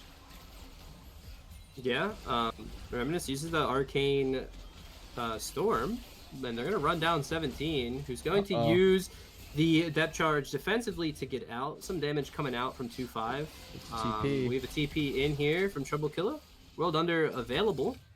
No objectives are up, so we're just kind of doing nothing. This is actually really good for Cyrox, who gets the turret top lane and continues the push and just kind of increases that massive CS lead they already had.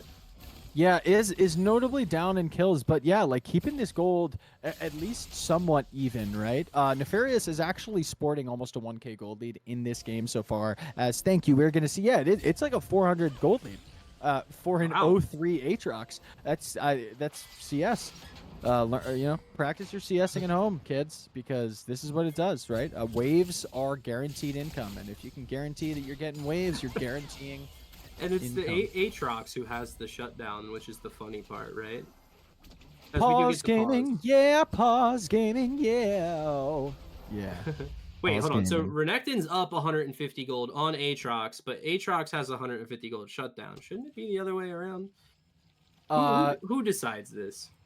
So Riot Games decided this, and they decided that catch-up XP on top of shutdowns would be not entirely accurate. Yeah. So while we're in pause gaming, for our viewers at home, believe it or not, because of the way the jungle XP works and how catch-up XP works, there is a scenario in this video game in which you can hit level 4 before your enemy jungler, before doing your full clear, and having had less camps than them, simply by nature of the way that catch-up XP works, right? There are videos of it on YouTube, like a level, 3 hitting level 4 full clear jungler doesn't hit it before some Nidalee that did some weird invade stuff and then only did 3 camps and hits level 4. It's super weird. But we're getting a very nice slow pan here. This is like almost soothing to me, as we're getting just a quick overview of the natural habitat, right, of Summoner's Rift. Why is the team that's up in there gold? It is. Look at that. Why is the team that's down in gold the team with shutdowns? The team that is down in gold has the bounties on them. Why? It doesn't make any sense, Riot. Write a letter to Mark Merrill. Tell him. Why? Mark. They're already up 500 gold. They don't need 500 more. Exactly. This is crazy. I don't know if anyone liked my Steve Irwin. May he rest in peace. The GOAT. That was pretty good. Pretty good, right? Was it? Wait, we don't have. I was hoping we would pan up and we would see. I didn't remember what skin it was. I was hoping it would be Outback, like Crocodile Dundee Renekton, right? Crocodile Dundee Renekton, right? Oh, he's fighting the Aatrox, the Darkin Blade Master, right? Anyway, Burgers at home. That's my Australian impression. It's good. It's good. You honestly should just play-by-play the rest of the game, dude. As long as I still get paid. Great Starfall coming out. It would be nice. Honestly, that's probably why casters with accents probably get more viewership. I think that's a real thing. Why everybody loves Seder. Shout out to Seder. Yeah, nobody likes my my very American, boring. Okay, well. Hey man, what are you saying? They don't like you either. That's what I'm saying. That's what you're saying. They're here for the classic one-liners. They're here for zooming in on the Shungle and just being like, why? Why do you exist? Yeah, on 3 honors Shen. Why do you exist? Why did you By the way, use this that is skin. No. Okay, this is 23 minutes, Meta. and I want to bring it back to the fact that we started Bomby Cinder, and then we went immediately into a plated steel caps. We still And don't then have. we have 57 stacks on Heartsteel, and you're like, I cannot get behind it. I'm still not convinced by this Shen jungle. Right? would Like, like- okay, it can CS, right? It I'd kept go up. Heartsteel third, probably. Like, Well, there's third like item sort of Heartsteel. two schools of thought on the Heartsteel. It's either you get it first so you can stack it a bunch, right? And that's on champs like Skarner, or you get it after you've built health, such that when you proc it, the health scaling is better, right? So you're getting more Exactly. health per Yeah. proc. Now, I understand that here, but they're not necessarily in a game state or in a compositional state such that this, like, you know what I mean? Like, he's not getting value out of it, I think, now. Yeah, but Nearly as much. big so. bonk do damage. Big bonk do damage, and you can't, you know what? It sounds cool too. I'm a Volibear player, and when I hear Ooga Booga, I get excited. So you know what? Maybe you are right. But we've had a little bit of a lull in the game in these last few minutes, Pause Gaming. We do have a tied game. It is very close in objectives. The only notable advantages we have are a few kills for the side of Dorado Gaming, plus a dragon, plus the footies of Strongy Poo time, which is what they are officially called. So fact check me on that. However, yeah, it's a very close game, and we're just getting ready. It looks like for a setup. We've got both laners without TP currently, but coming up within the near future. But then again, Cloud Drake is up and available on the map, but we are seeing Nefarious Abyssals push down this mid lane. Ooh, Nezumi does go in for the damage on Fallen, but might be picked here as they're running down. Nezumi flashing forward is Reminisce, and here's the taunt flash, and it lands. It's very good, but Grand Starfall in the back. Hybrid carry will pick off Fallen. Without Fallen, I don't know if they can win this fight. TP in from the Renekton. Cyrox is here as the depth charge lands on the Shen. On the Victor, Reminisce is still alive. I'm sorry, that's a Victor. And Cyrox comes in, saves the day, but now Trouble Killer with the item advantage. 2-item Aatrox. So big. Infernal Chains. Q1, Q2, Q3. He's doing Aatrox things. 2-5's alive as well. There's the Aphelios damage finally with red, white, and Trouble Killer and 2-5. Take them all down and move their way to Dragon. This will be their sole point for a Cloud Soul. This will be their soul point for a Cloud Soul. They're gonna take it to the soul point into Nefarious Abyssals here. Very back and forth fight there. Off of the sort of initiation from Nezumi, just sort of throwing some abilities out into the ether and seeing what sticks rather. But yeah, the re-engage sort of from Nefarious off of that mid lane push ends up in them paying the price as they lose all 5 members and that dragon there. And yeah, like you said, Fallen dying is a huge issue for this team. Renekton does not have the same damage as Aatrox right now. Probably won't for the rest of the game. And that's just the way it is, I think, by nature of the attention that Hybrid Carry really put into Trouble Killer and the Aatrox up in the top lane. And if you lose your Jinx, right, Renekton's not really able to do a lot of teamfight damage. Shen, in my opinion, is useless, but, you know, in others' opinions is a tank that can CC and do stuff, right? But, again, isn't putting out damage. You have a Victor, but Victor's damage is, again, conditional. He's a control mage. If you lose your DPS and Jinx, you lose the ability to, like, get the resets, get the big fights off, and now all of a sudden you have I believe that was red-white gun, if I'm not mistaken, on the Aphelios, which is a potent threat. Does not need reset timers, right? Does not need necessarily the peel. Can just sort of throw it down your face and do damage. And we see that sort of succumb to fruition. And now Dorado is more comfortably so in the driver's seat than they were 2 minutes ago. Yeah, I wanted to point out, Renekton picked up 2 kills. Cyrox was 0-3, now is 2-4, has 3 items, had 1 item before that. But that was before backing and buying. There is a depth charge onto Emilio, Jay Young. We'll trade flash for ult, but this could be a good thing if they decide to fight right now. It could be, but they won't. And, yeah, they won't. Dan United is available, but Cyrox is going to go back to the top lane and farm it out. Yeah, I mean, name of the game is protect the Jinx. If Fallen can stay alive, I think there's potential for Nefarious Gaming to win these fights. But in order for Fallen to stay alive, we probably can't get flanked by Grand Starfall and one shot. So we'll see. We'll see if we can fix that issue that occurred in the last fight. Yeah. Or if Dorado's just going to take it here in game 2 because of feats. It's all because of the feats. Because of the foots. Because of the foots. Because of the foots. As we were describing this this fight, I was looking down at the hard steel and I'm seeing 101 stacks, right? We're getting there. Long More than fights Dead Man's. are More than Dead Man's. yeah, Better more than item. Dead Man's. More than Dead Man's, better item. More stack, better, good. Exactly. So as I'm seeing this, part of me thinks I wonder if there's an angle in which we just go Warmogs for the movement speed and the ability to stick on the map. Shen is not a jungler that requires blue buff or like requires mana at all, right? It's an energy-based champion. Part of me wonders if I'd feel more confident in it if we saw a more utility-based pick like that. But Trouble Killer, maybe in trouble, Killer. Yeah, pops the World Ender, but Dominus, this Renekton, has items, has damage, has anti-heal, and guess what? Has a jungler. Shen Jungle is here, but they don't actually kill him quick enough. And rotating hybrid carry, and the entire team, 2-5 shows up, has Shadow red Dash purple. Trouble Killer will go down first, shut down, but it's going to be Reminisce in the middle getting taken down. Fallen finally shows up late, but this Jinx has not been touched. Do they have the cooldowns? Does Dorado have the cooldown to take Fallen down? They do land some CC, but it is cleansed and a flash away from hybrid carry. Some shielding and peeling from Jay Young. And Fallen is here looking for a reset. Another stun from hybrid carry. Is the damage there? Reset. Finally, Fallen gets the reset and will run him down. excited. That's one, that's two, and the rest are already dead as Azrael and Cyrox were winning on the other side. It is an ace, a complete ace for Nefarious Gaming and maybe a free Baron. They do have to be careful because after this Baron, they will have to contest Cloud Soul.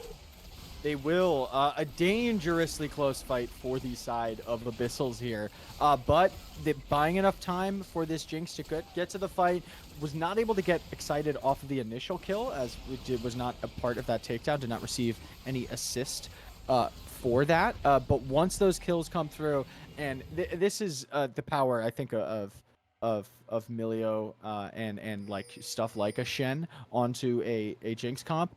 The Jinx shielding and the ability to keep that Jinx alive in the face of hybrid carries Pantheon, when like Fallen got stunned there, right? Fallen was in the threaded volley, got stunned by the Pantheon shield vault, and still lived because of Breath of Life, because of heal, right? Because of barrier. Fallen got stunned 4 times. Yeah, and Stand United came through, was interrupted by the dredge line, so the TP portion didn't come through. But in fights like that, where Shen is already in the fight, the TP is superfluous at that point, right? You're mainly there for the shield. So good job by Azrael for actually, pulling that off mid-fight and sending a bunch of people, getting that shield off on Fallen's Jinx. I will say there was a wildly missed Shadow Dash. I don't know if you saw that, which was No, unfortunate. we don't hit those, but they don't matter anymore. We don't hit those; they don't matter. We just press R when in the middle of a fight. As long as we hit R on the correct person at the correct time. Yes, correct. So long as we hit R. Wow, they were able to get Baron, they were able to secure that Dragon to deny Soul, Yeah. and they were able to get Atacon. I actually think we saw this before. They had a winning fight, they got like 3 objectives, and it just looked really good for Nefarious Gaming afterwards. Yeah, they found like a tempo piece, which is like I guess like last game was a big fight. And then they threw that was right their after. agency. Yeah. Well, Nefarious was able to do this later in the game, right? Off of the back of a few things. Yes, they might have thrown a few times, but from that point onward, last game where Nefarious found that really good fight and then like just fully swung objectives, I think even if they threw a few times, was noticeably in the driver's seat for the rest of the game. It was more so their game to lose, right, than it was Dorado's gaming to win, right? If that makes sense. And I think we're starting to see this now. We do have a 4K gold lead, or maybe a 3.5K gold lead. Wow, with Nezumi is Nezumi so on the flank. fast. Oh.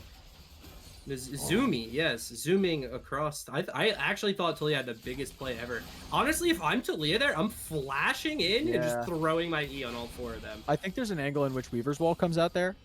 We didn't get to see it, but yeah. Yeah, right. Like you can fully cut off this lane with Weaver's Wall. Like if I'm the Talia there, I think that's what I'm doing. But again, I don't think there's anything wrong with just a flash engage there either. But noticeably, I think the last few minutes playing into Dorado's psyche here, as we don't see that come through, right? Nezumi's playing a lot more respectfully, a lot more cautiously. So definitely paying respect to this team of Nefarious Abyssals, who I think are in the driver's seat, right? Have the Baron, have the tempo over the last few minutes. They're letting this Victor skate, level 18 Victor, by the way, really hitting those item spikes, letting this Victor side lane into Nezumi. Victor has the TP up, as does Talia, but Talia Weaver's Wall means that, I think the rotations are just going to be a little bit better from the Talia. But this turret is starting to not stand a chance here. Yeah, as the hybrid carry stun comes in, and so does the depth charge. But without without depth charge now, I feel like this gets a little shady. Baron has fallen off, but Fallen still wants to hit this turret, and Nefarious Gaming wants to stick to it. I was going to point out, you already talked about these levels. We actually see a lot more. It's kind of the same now. We see how strong Baron and Otacon is. As the taunt lands, and it might be a reset for Fallen. This could be game if the damage is there. Cyrox goes down low, pops the Dominus to stay alive. Here comes the World Ender. Trouble Killer just goes and melts all of them. What was that? There must be a lot of damage coming from the Aphelios. A triple kill for Trouble Killer, and 2-5 definitely in the backline helping out. I guess. And there's the throw. There was the throw, but it's not over yet. It is not over yet by any means. Certainly a tempo setback for the side of Nefarious, and a much needed fight win for the side of Dorado Gaming Iota. Just a little bit of an overstay is what leads to that, in my opinion. They invest a lot into taking that turret without actually getting the inhibitor, and they try to force a fight on the back end of it. However, Dorado had the time and the setup to be able to answer it and play the fight properly, right? They don't let the Jinx get resets. They're able to sort of poke down, use the range of this Aphelios that we're seeing right now as Jaeyoung might be in trouble. Oh my god, my bad, I had to play-by-play that. No, it's all good. He hit the sniper shot, and it had the Gravitum root available, and at that point, I mean, we saw how fast Nezumi is, and yeah, not getting away from that one, Jaeyoung. Yeah. By the way, Boots of Swiftness on both of these ADCs here. Yeah, and what's it called when it's upgraded? Something that's just gross. Swift March. It is called Swift March. Swift I March. Can't believe I knew that. Swift March is disgusting. I don't know if he's bought it yet. It doesn't actually look like he has. No, they haven't bought the Swift March boots yet. Yeah, No, Swift March is definitely the best one. I mean, it's like, hey, you want more movement speed? Here's more movement speed. Even more movement speed. Yeah. I think there's maybe an argument to be made for the Ionian Boots Lucidity one as well. I think that one's like highly like Is effective. that more? Is that so when you do 10%. yeah, it's I can't remember if it's a flat 10 or if it's 10%. I think it's 10% movement speed when you land an ability, like when you do damage. Yeah. And it can be a shield or a heal. Like, I'm pretty sure. No, that's plated steel caps or treads. Oh, really? Give you the shield. No. I mean, like, I think Ionians for supports, like, if you shield someone. If you shield or heal, yes, correct. Sorry, yes. Yeah. My bad. Yes, yeah, that is absolutely correct. But, okay, Nefarious is back on the map after we have this discussion about Swift March, and wow, we're getting Gambit here. But this is crazy that they're able to deny the soul again when their inhib was down, but. It looks like Dorado just goes for Baron, but it's contestable. Like, what is happening? Yeah, so they had the damage, right? They clearly have the late game damage on the objective.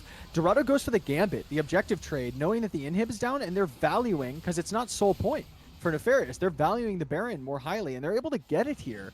But they ran a really big risk there in running that Gambit, right? Because they screwed the timing up a little bit. There was certainly enough time for that to be a answerable play, and it was by every means for the side of Nefarious Abyssals, right? They can burn it, they can rotate top. I don't think Dorado was ready for that. They sort of get out a little bit lucky there, in my opinion, by not having to take a backside fight.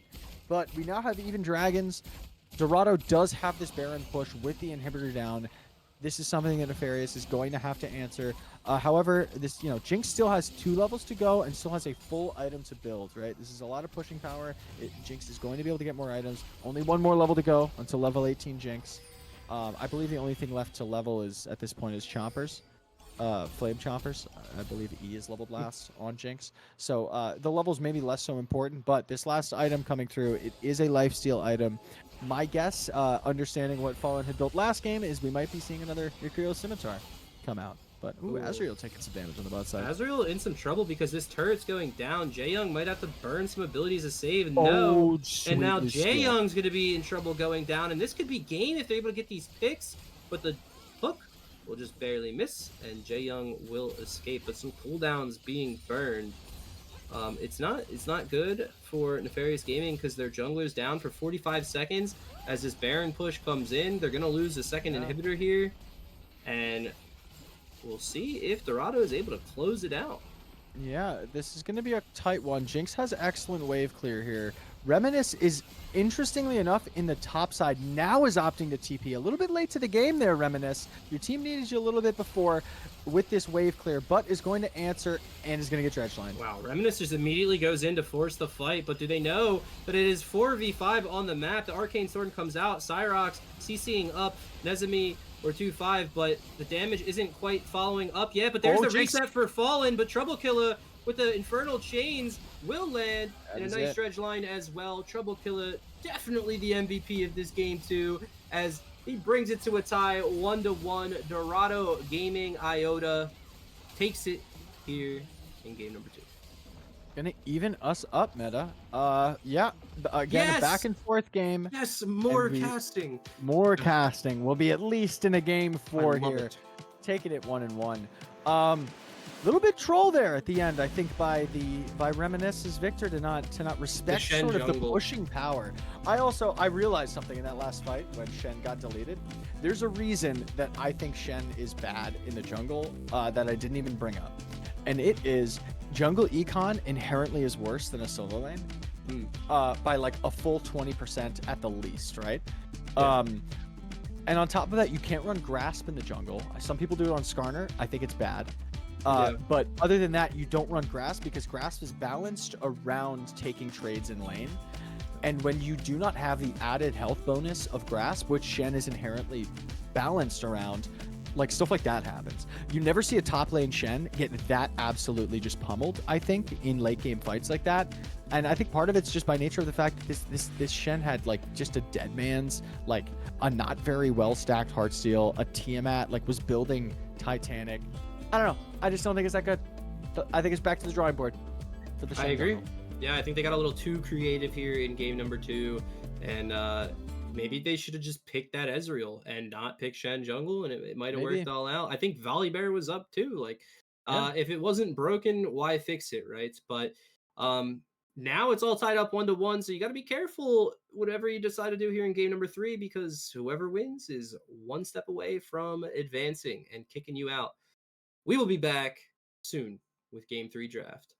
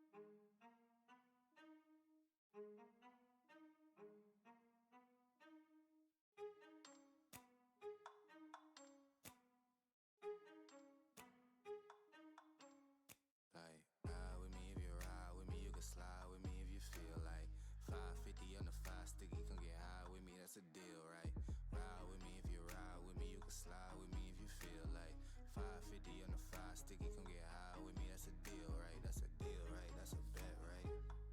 That's a bet, right? That's a deal, right? That's a deal, right? That's a bet, right? That's a deal, right? That's a deal, right? That's a bet, right? That's a deal, right? That's a deal, right? Ay, coming down like precipitation. I ain't never met a limitation. Hate applying my elimination. Gotta go to Google for the information. I'm a superstar, so I gotta shine. Top dollar be the bottom line. Bottom feeding niggas out of line. Turn your heart rate to a dotted line. Yeah, my zodiac probably dollar sign. Got the energy to win it, my nigga, I'm feeling great. Got a day with destiny, focusing on my fate. I don't give a fuck what you rapping, you been a fake. I'm everything that they ain't. It can't be, it won't be. Wanna see me fall, I can't go, I won't leave. Coming from the block with plain clothes and police. Straight up to the top with bankrolls and rollies. Ride with me if you ride with me, you can slide with me if you feel like 550 on the 5 sticky, come get high with me, that's a deal, right? Ride with me if you ride with me, you can slide with me if you feel like 550 on the 5 sticky, come get high with me, that's a deal, right? That's a deal, right? That's a bet, right? That's a bet, right? That's a deal, right? That's a deal, right? That's a bet, right? That's a deal, right? That's a deal, right? That's a bet, right? That's a deal, right? That's a deal, right? Ay, 12 can't really stop shit, so I'm still pushing like a mosh pit. Ice dripping, think I'm hot shit. In the yellow bucket with the mop stick. I've been jugging jams like wholesale. Everything must go sell. Hitting bitches with the oh well. Need 100 million on the low scale. On my worst night, I'm the best nigga. Wouldn't mess with you, couldn't cap to him. Homie spotted me like 700, brought 1100 right back to him. If I can't do it, then it ain't real. I just make dollars, I don't make deals. I've been going hard in the paint, still blowing kush clouds till I can't feel like. Ride with me if you ride with me, you can slide with me if you feel like 550 on the 5 sticky, come get high with me, that's a deal, right? Ride with me if you ride with me, you can slide with me if you feel like 550 on the 5 sticky, come get high with me, that's a deal, right? That's a deal, right? That's a bet, right? That's a bet, right? That's a deal, right? That's a deal, right? That's a bet, right? That's a deal, right? That's a deal, right? That's a bet, right?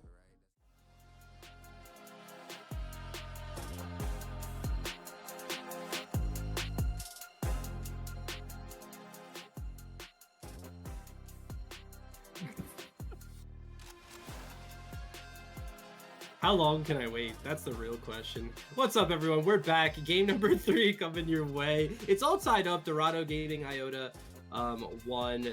Nefarious Gaming. What is it? Abyssal something. Don't leave. Where are you going? He's walking away. Abyssals. Also, yeah, there it is. Oh, you have a Titan hat. I'm repping the University of Pennsylvania Facilities Department. Very cool. Yeah, we can't have good taste. But good news for Dorado. Their starting jungler is back. Poom's coming in for hybrid carry. Even though hybrid carry did a pretty good job, Jin Zhao game wasn't terrible, and game 2 brought his team to a victory. But Poom is you got 2 hats, bro. How about a second headset? We have fun here in Titan for playoffs. Don't you ever forget it. A second headset. Oh man. This is how you know we're having a wild night, audience members. We are ready for draft. Oh, I slouched in my chair. I totally screwed this up. Can I like put it between We are them? so we are professionals, by the way. We're getting into draft. We've swapped again. We have swapped. We are doing the swap. And it is very good. Yeah. Clearly, these teams like Red Side. Understandably so. R5 is great. Neither of these teams seem to have a B1 that has like completely shut the game down yet, right? I think Reminisce's Victor was very good last game. I will, not to harp on it too much. much better. Am I leaving this on? Screw it. I'm leaving this on this game. Not to harp on it too much, but Reminisce's, I believe, had a really unfortunate Victor sort of misplay. Not by nature of the champion, just by nature of the macro decision that was made in really holding that TP and then engaging like a 1v5 fight and sort of securing the win for Dorado Gaming Iota. Not to say that Dorado Gaming did not earn their win. They certainly did with a handful of those really good comeback fights there at the end. However, we got to wonder what is going to shift up now that Dorado's back on blue side. And the answer my dear friend Metashift, is absolutely nothing, as we're getting a Varus B1 from Dorado Gaming Iota. What's going to shift? Again. The meta. There was a patch. The meta! Exactly. But That's who you are! oh my god. But Udyr was left up and it was picked. Azriel is going to take the Udyr. The bans have changed. Victor's banned some different jungle bans against Poom. So Skarner's actually left up. But yeah, no, I mean, we're going to see Varus Ezreal yet again. We are. As I've got I think I got cat fuzz. My cat slept on my hat earlier, so apologies for the cat fuzz on the Titan hat. Yeah. However, yeah, we're gonna. Okay, Fallen is like, you know what? Back to square one. We're taking this. Would you say the Udyr pick? I hate Udyr. Like, not as a he's bad. Like, I'm not gonna do the Shen thing again. But what I will say is, I just hate seeing it because I don't like playing him. I don't enjoy playing him. I don't enjoy playing against him, and he's just ubiquitously good in any comp, right? He just has a bunch of abilities that do annoying things for the enemy. Yeah. So understandable why it's an R1 for the side of Nefarious Abyssals here. But okay, another control mage matchup this time. Picking Orianna into Hui is kind of like you're shooting yourself in the foot. You're outranged. It's not great. Your wave clear is not. It's not good. Also, Orianna doesn't really synergize with Udyr, so that means you're kind of forcing yourself to pick like Rakan or something for support. We'll see where it goes. I don't know. It must be comfort. It seems like Reminisce just picks. There's like a list. If it's not Victor, it's Ori. If it's not Ori, there's probably a third champion. Or at that point, they just give up. I don't know. Syndra, I bet, or like Talia. Yeah, but here's the thing. I raise you this, Meta. Is that different from a lot of other jungle, or not junglers, and a lot of other mid laners in any comp elo, in any scene? All right, Not yeah. you. I mean, I know not you. I know not you. It was me, right? If Nico's up, I take Nico. If Nico's banned, I take Aurora. If they're both banned, I mean, we flip a coin at that point. But like, Yeah, there's exactly. usually my top two. I'll pick them in any. Yeah, normally it's like it's Victor, Hui, Syndra, Orianna, Ari, like on rotation, right? Like, and most mid laners play that stuff.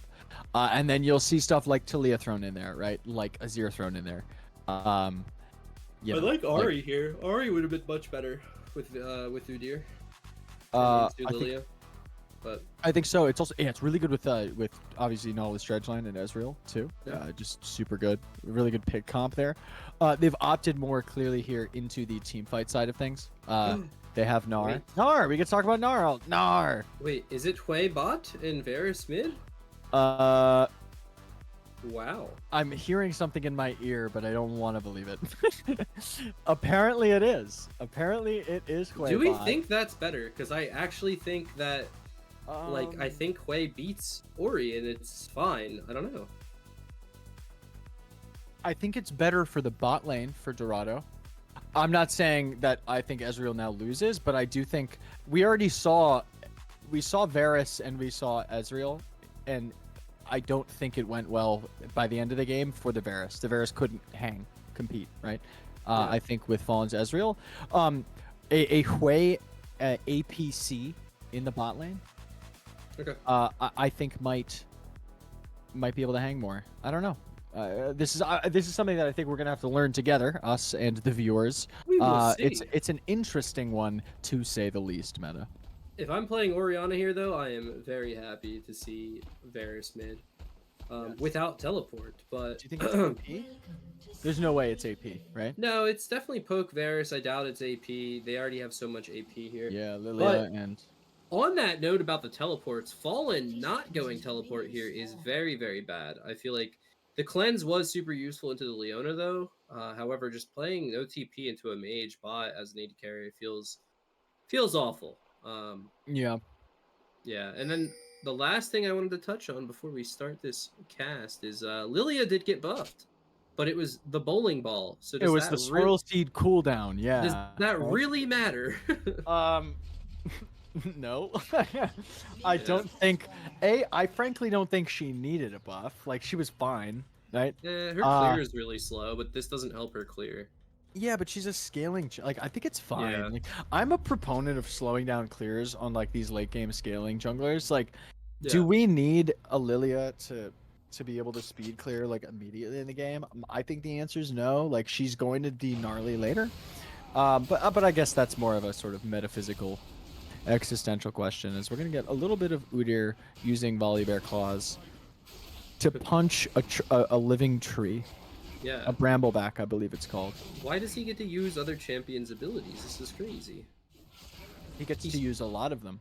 Yeah, he gets to summon the gods of Freljord. That's not cool. Wait, Yeah. why is Anivia Anivia. doing fire damage? Hold on. Well, Anyway, she's a Cryo Phoenix. yeah, that's fire, right? That makes sense. That's Fuego. That's it. Yeah. Absolutely. Yeah, the top matchup was like kind of reversed thanks to those ganks, but like I don't know. Do we still think Cyrox is the stronger top laner here? I want to see more out of Cyrox this game. I don't think Poom's gonna come in and be like, oh yeah, I know I need to camp this guy. So I think maybe we get some good Gnar gameplay and maybe some solo kills for the Gnar. Maybe some solo bolos for the Gnar. I think this is a much more playable matchup than the previous one was, right? I think Aatrox is a lot harder for Renekton to deal with than a Set is for a Gnar to deal with. So yes, like you said, I'm curious to see what Cyrox can pull out. I think Cyrox has shown us over this series so far, even in like the 0-3 lane last game, I think Cyrox has shown us that Cyrox knows how to lane very well, right? Like still was putting up impressive CS numbers, still was able to find 2 kills on one of those later fights on the Renekton, got items, and then all of a sudden could just battle with the Aatrox in the top lane. Like, I think Cyrox has the X factor. I think clearly to me, if I had to pick a player in this game who's got some chutzpah, right, I think it's Cyrox. So yeah, I'm really curious to see. And you're absolutely right. This is Poke Varus doing a lot of poking. Yeah, and you always have to be careful of Varus mid because they'll just walk at you and you will lose. So pretty nice. Remnants knows that and did back off there because Orianna is usually a mage champion that likes to take those auto trades. But if you start auto trading with the Varus, you're just gonna die. Yeah, for sure. Interestingly enough, and I would like to comment on this. Every game so far, we have seen a mirrored jungle clear, right? Lilia actually opted to start on the bot side. Is going to give Hui, Leona some time to just play passively. Obviously, Hui needs items to really hit power spikes. So Lilia opting to clear towards the top side to lean into this set. However, isn't able to really see anything. Interestingly enough, even with Gnar with wave pushing, but again, Gnar has that hop ability, is very mobile. The boomerang throwing gives movement speed on third hit. So a little bit of a slippery champion up there in the top lane, and is just going to opt to pass through mid lane and then take those bot lane camps again, sort of doing a 1.5 clear before what I can only imagine Poom will do here is take a recall in this sequence. Yeah, like you said, games 1 and 2, Azrael actually, I think, double scuttled both. And this time, because Poom paths opposite and is on that scuttle, will not get that, I guess, early advantage. And it seems like Poom's going to be the one with the tempo advantage. Is that because of Raptor's start? It's up like immediately. Oh wait, we have a first blood here in the mid lane. A successful gank from Azrael onto Nezumi, and oh Udyr. Remnants will get the kill. This is why, as a jungler, seeing an Udyr makes me sad, because Udyr just walks at you and you stop playing the video game, you know? Udyr's like ooga booga booga, walks at you, does some slowing stuff, doesn't even have an ultimate. Just the presence of Udyr is enough to kill people, apparently. And much like the presence of Udyr is enough to kill my soul. So Udyr is able to pick up an assist on that. That's obviously good for Nezumi. Nezumi now has a little bit of a CS lead as well, on top of having that kill. Opted to pick up the tier, interestingly enough, actually. But Nezumi has backwards. Nezumi is the one who did not get the kill. Nezumi's the one. I'm sorry, I said the wrong mid laner. Reminisce got the kill. Nezumi was gray screened. Thank you for the correction. Got the dirt. We've switched sides twice now, and now it's clearly showing on my brain. But yes, correct. Thank you. Reminisce has opted for the tier, interestingly enough. If I'm not mistaken, I'm not a mid laner, so I'll ask you with more mid lane experience. Seraphs is a staple item on Ori, right? Yeah, you can go Seraphs, but another staple item is Luden's Companion, so it's like kind of weird. Sure. Like, do you go Seraphs and Ludens? Do you just go Ludens? Because like Ludens and Storm Surge Oriana does feel really good, but it's probably just gonna be like your standard like Leandries, so it's gonna be Saris Leandries. Sure. It's good into fine. Leona. It's good into Set. It's even good into Lilia. She'll end up building a lot of health for sure. Yeah. Just by nature of having a Leandries and a Rift Maker, right? Plus, we're at a point in the meta where Leandries and like things like Leandries and Bork aren't actually tank killers anymore. They're more just like sustained damage items at this point, and how they're utilized within the meta, right? So, I think that ultimately is probably not the end of the world. This definitely does kneecap per damage early, right? Like I'm seeing a Sapphire Crystal as well as a tier. Like outside of having an Udyr com, like where is the immediate kill threat, right?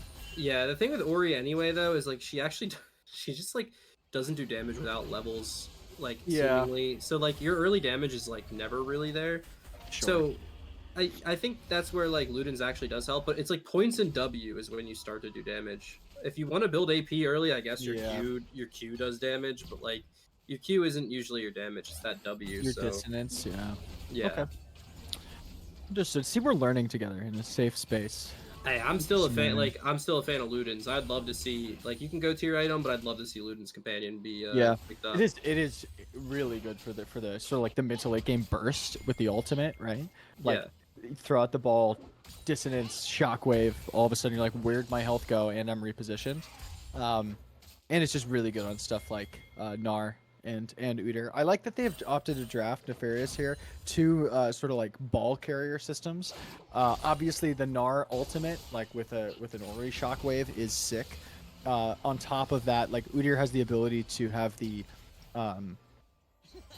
upgraded, sort of the awakened, I believe it's called, feet wingborn stance. Ooh, we're getting a hook coming. Yeah, nice hook from Jay Young, and the depth charge to follow. 2-5 goes down pretty low, and honestly, so does 17, falling on the Ezreal with the Sheen. Yet again, just rising to the occasion. Yeah, showing that dominance on the champion. Yeah, really, really well done. A little bit of like, there was almost split focus there, so we see 2-5 and 17. Stop with the numbers. But we see 2-5 and 17 both sort of go to half. Part of me is curious if we had a little more immediate target selection there, with those two sort of split in that engage, if we could have seen 2-5 go down. Like Hui is super susceptible to getting blown up, particularly early, right? Not very mobile, does not have any real like self peel outside of like maybe fearing someone. But holy crap! Flash for flash mid chain of corruption attempt, but it will not land. Yeah, Ori does have Shockwave, though. Didn't have to use that there. Yeah, it was a good reaction from Reminisce. Yeah. Makes me reminisce about the time where there was a bad reaction from Reminisce in the TP at the end of last game. Oh, that never happened. That never happened. This is a new game. It's 0-0. Actually, for all intents and purposes, this game is kind of 0-0 when you think about it, right? It's almost a best of 4 at this point. Why did Sem start us casting at 11, bro? I'm trying to get better. Yeah. Why are we starting this series at 11 Sems? Or it's a best of 3 now, I should say. Yeah, Sems is always pulling jokes. He's a gangster. That's Sems. Sems, if you see this, I'm kidding. I love you. But here we are, nonetheless. We are 1-1. We started at 8 and it's already 11? What happened? Where did my time go? Wait, we had 2 40-minute games, 2 very long games, plus 2 bangers. innately Another great hook. Yeah, these stretch lines really come. Oh, and 2-5 decides to flash forward, putting him in danger, but they do get the kill on Jay Young, and I don't know if Fallen has that follow-up damage, missing that Q there. That mystic shot. For the first time this series, I feel like we have a team composition or 2 team compositions that could result in a very short game. And what I mean by that is, I think Lilia does not truly come online till later.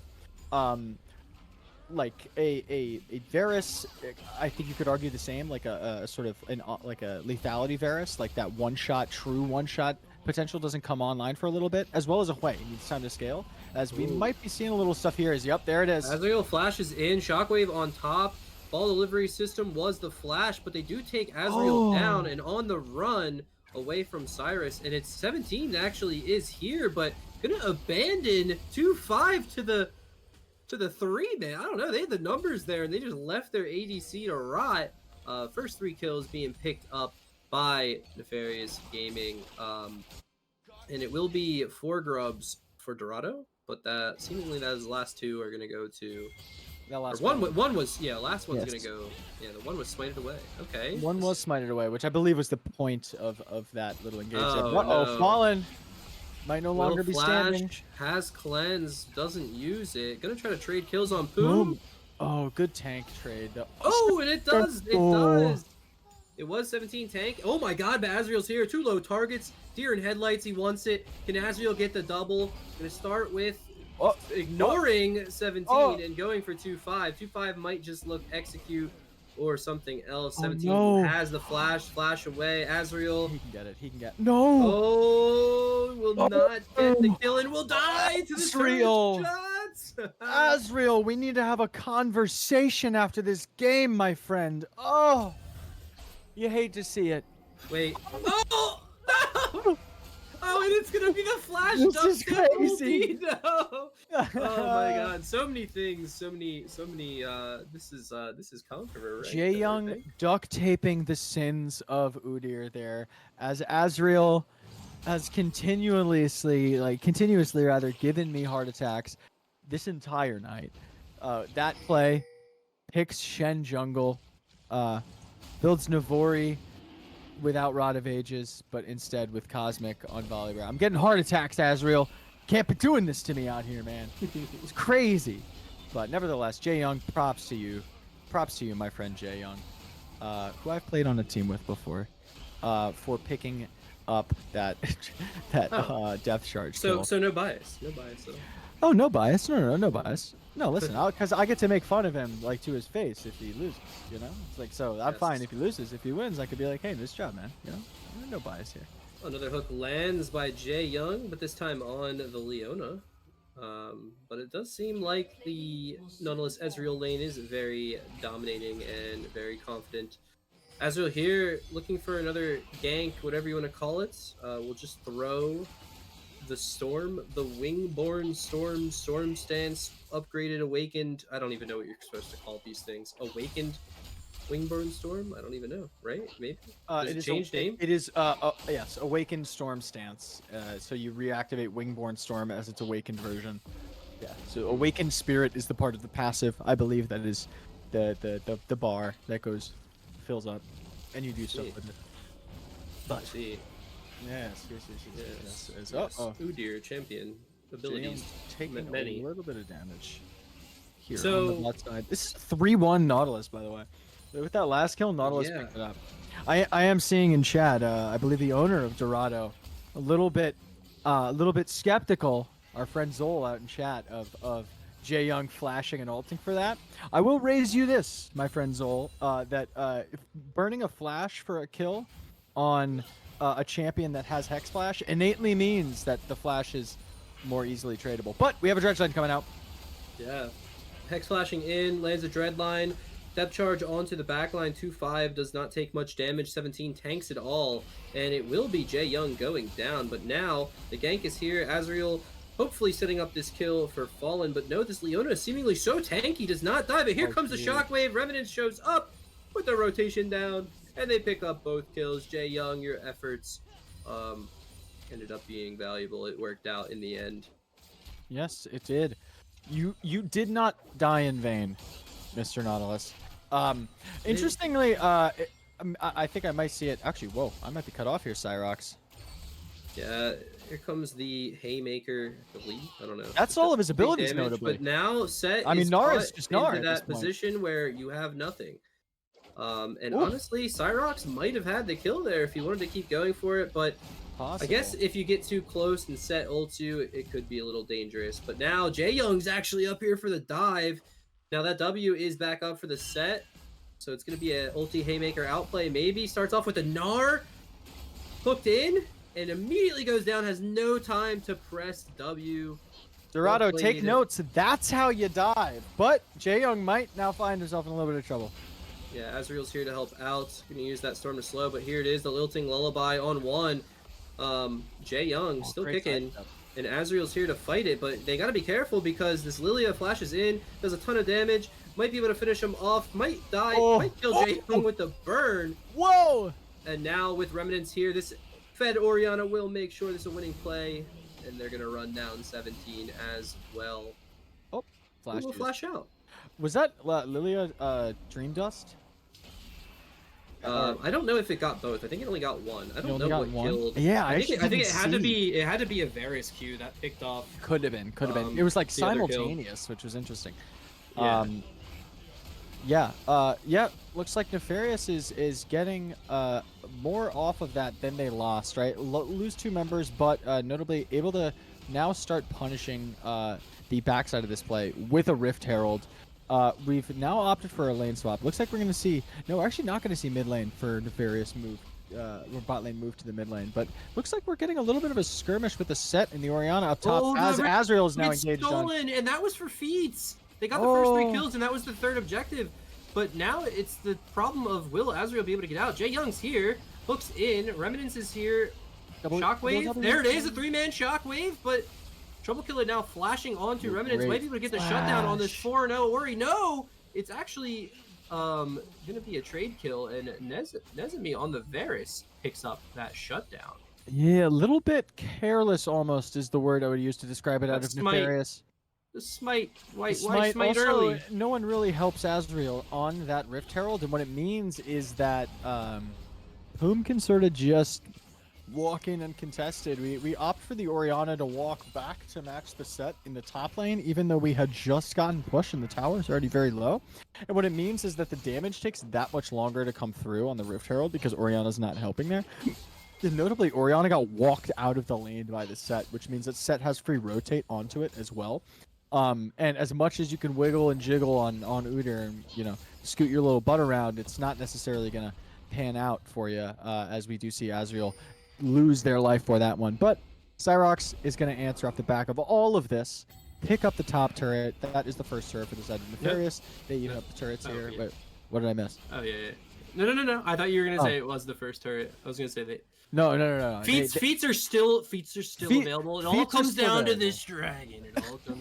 The foots of strong are still We don't available. care about feats anymore, meta. It's not important. It doesn't matter. Although, both teams have won with feats, so... I don't know. Yep. I don't know. Curious to see. Okay, we're grabbing mid lane prio. Lilia is doing so.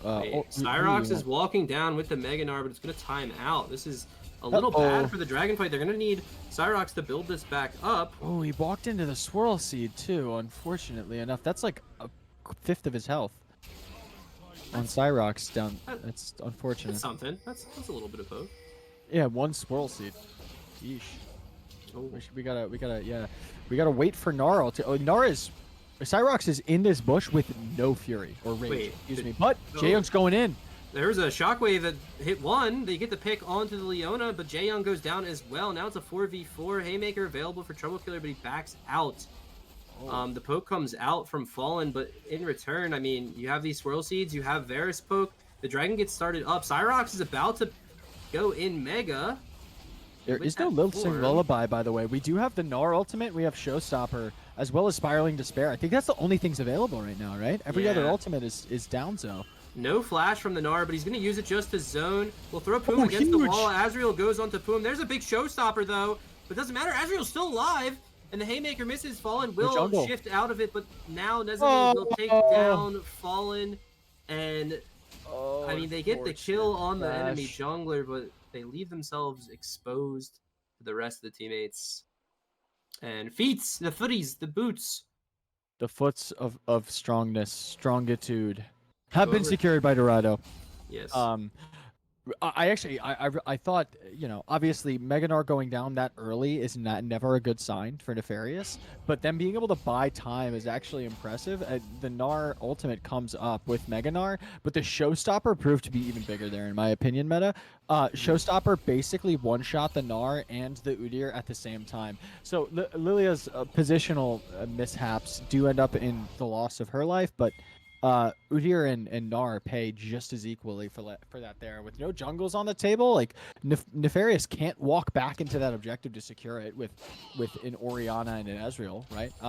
And then critically, Fallen finally falls with a missed flash over the wall, as unfortunate as it is to see. Yeah, I almost like... I would have liked, and it seemed like they were kind of doing it until they weren't. If Cyrax just like zones them off the dragon and then they just finish dragon, because if they want to walk through the Gnar, he can just throw them away. But he ends up throwing Lilia towards the dragon, and like starting the fight. And I don't know, it just didn't seem like they wanted that fight at that moment. Just finish the dragon, use the zoning tool, and then if you want to fight after, sure. But a missed shockwave early to start it off is, I mean, he only hit it on I think Leona. That's kind of important, right? Most of our damage here for Nefarious is coming from this Ori, so better ball delivery system next time, hopefully.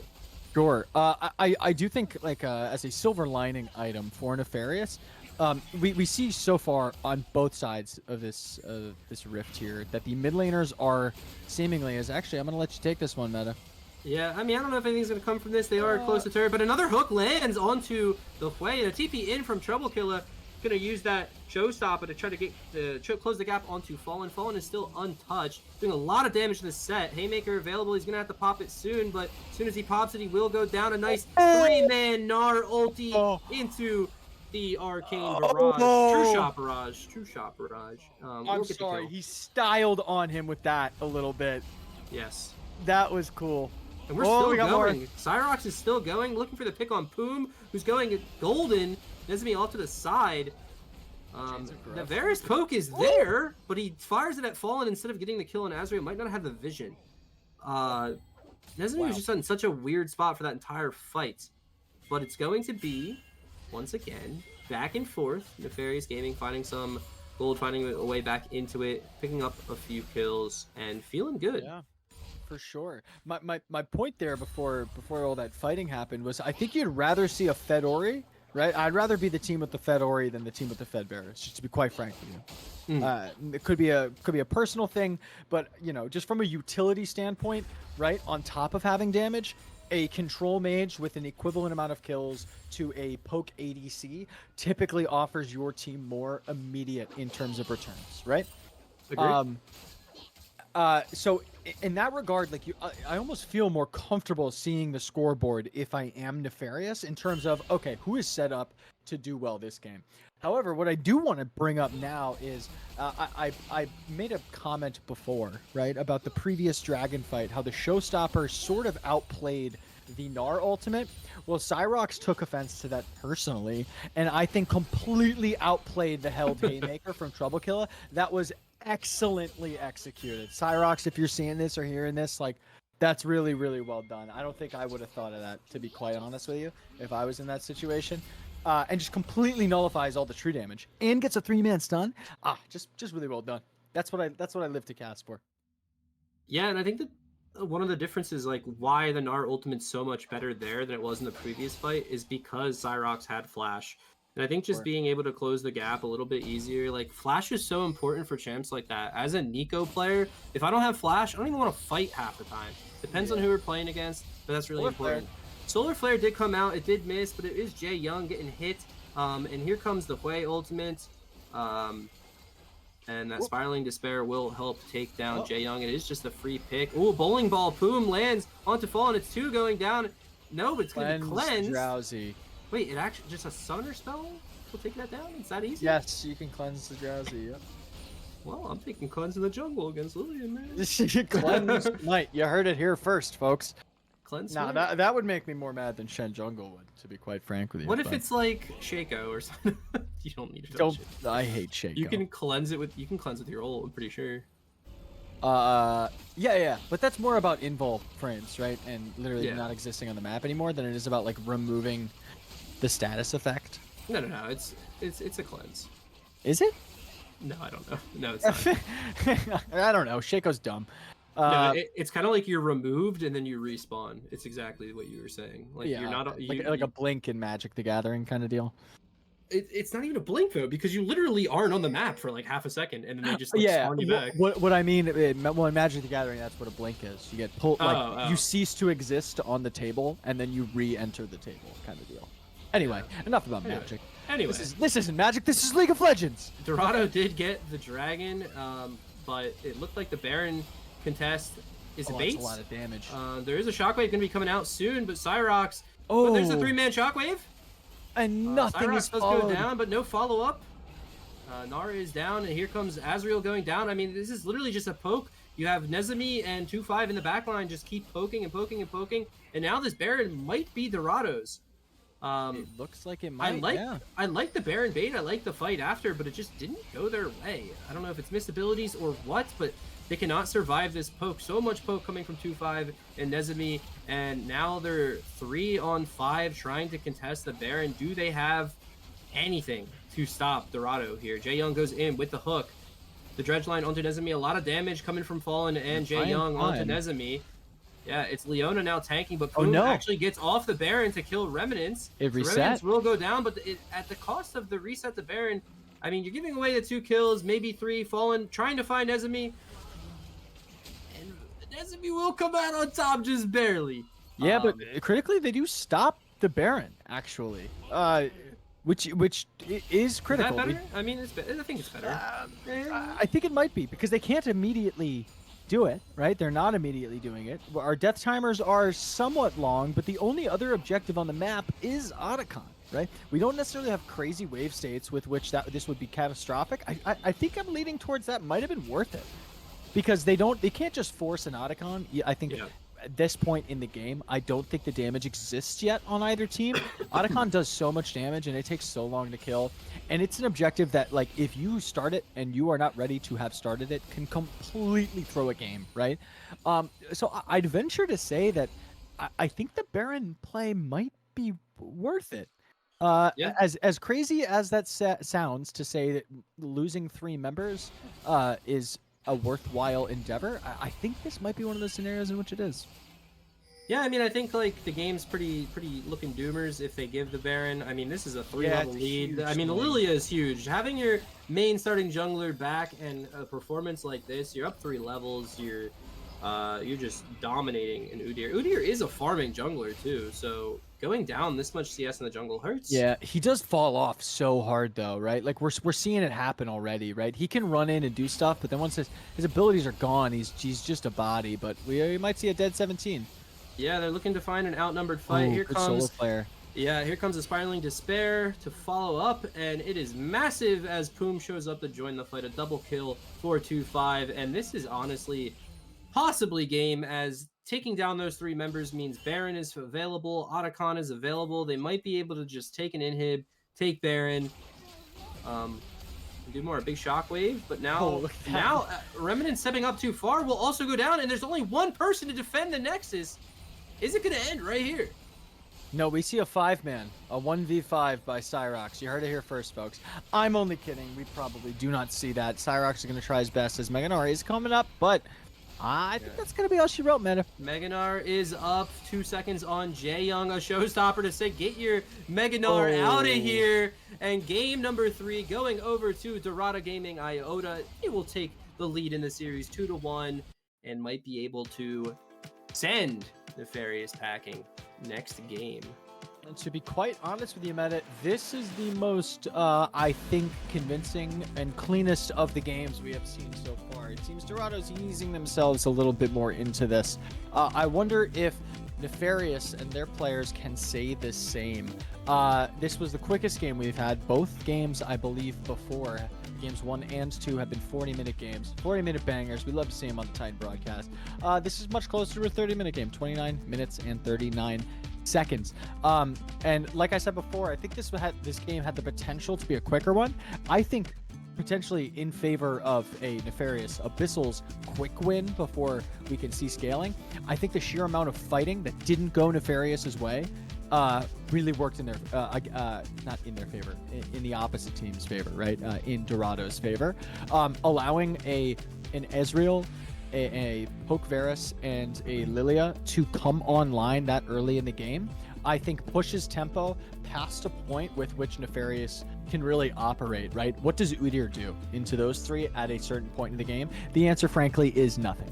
And I think we just saw that come to fruition here. And now we're being taken to match point, I believe, for Dorado as we're coming up on the next one.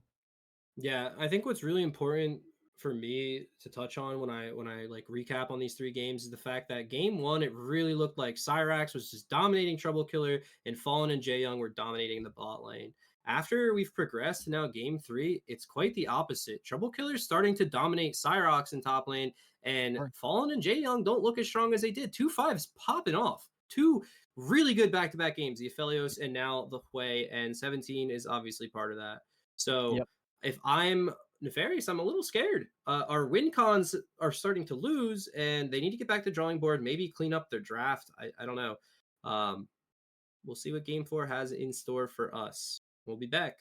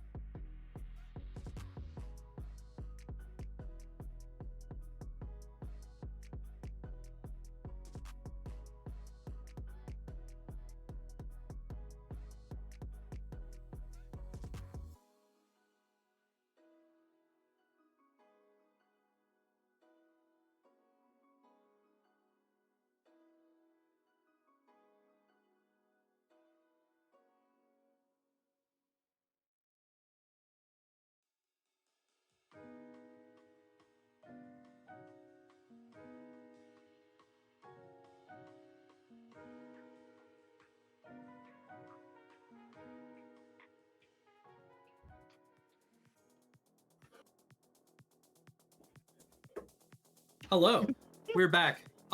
It's looking good for Dorado. They're up 2-1 against Nefarious. This is Conqueror, Titan, Metashift, that's Swifty, Timo, and Captain Timo on duty. Wow. I'm casting from here.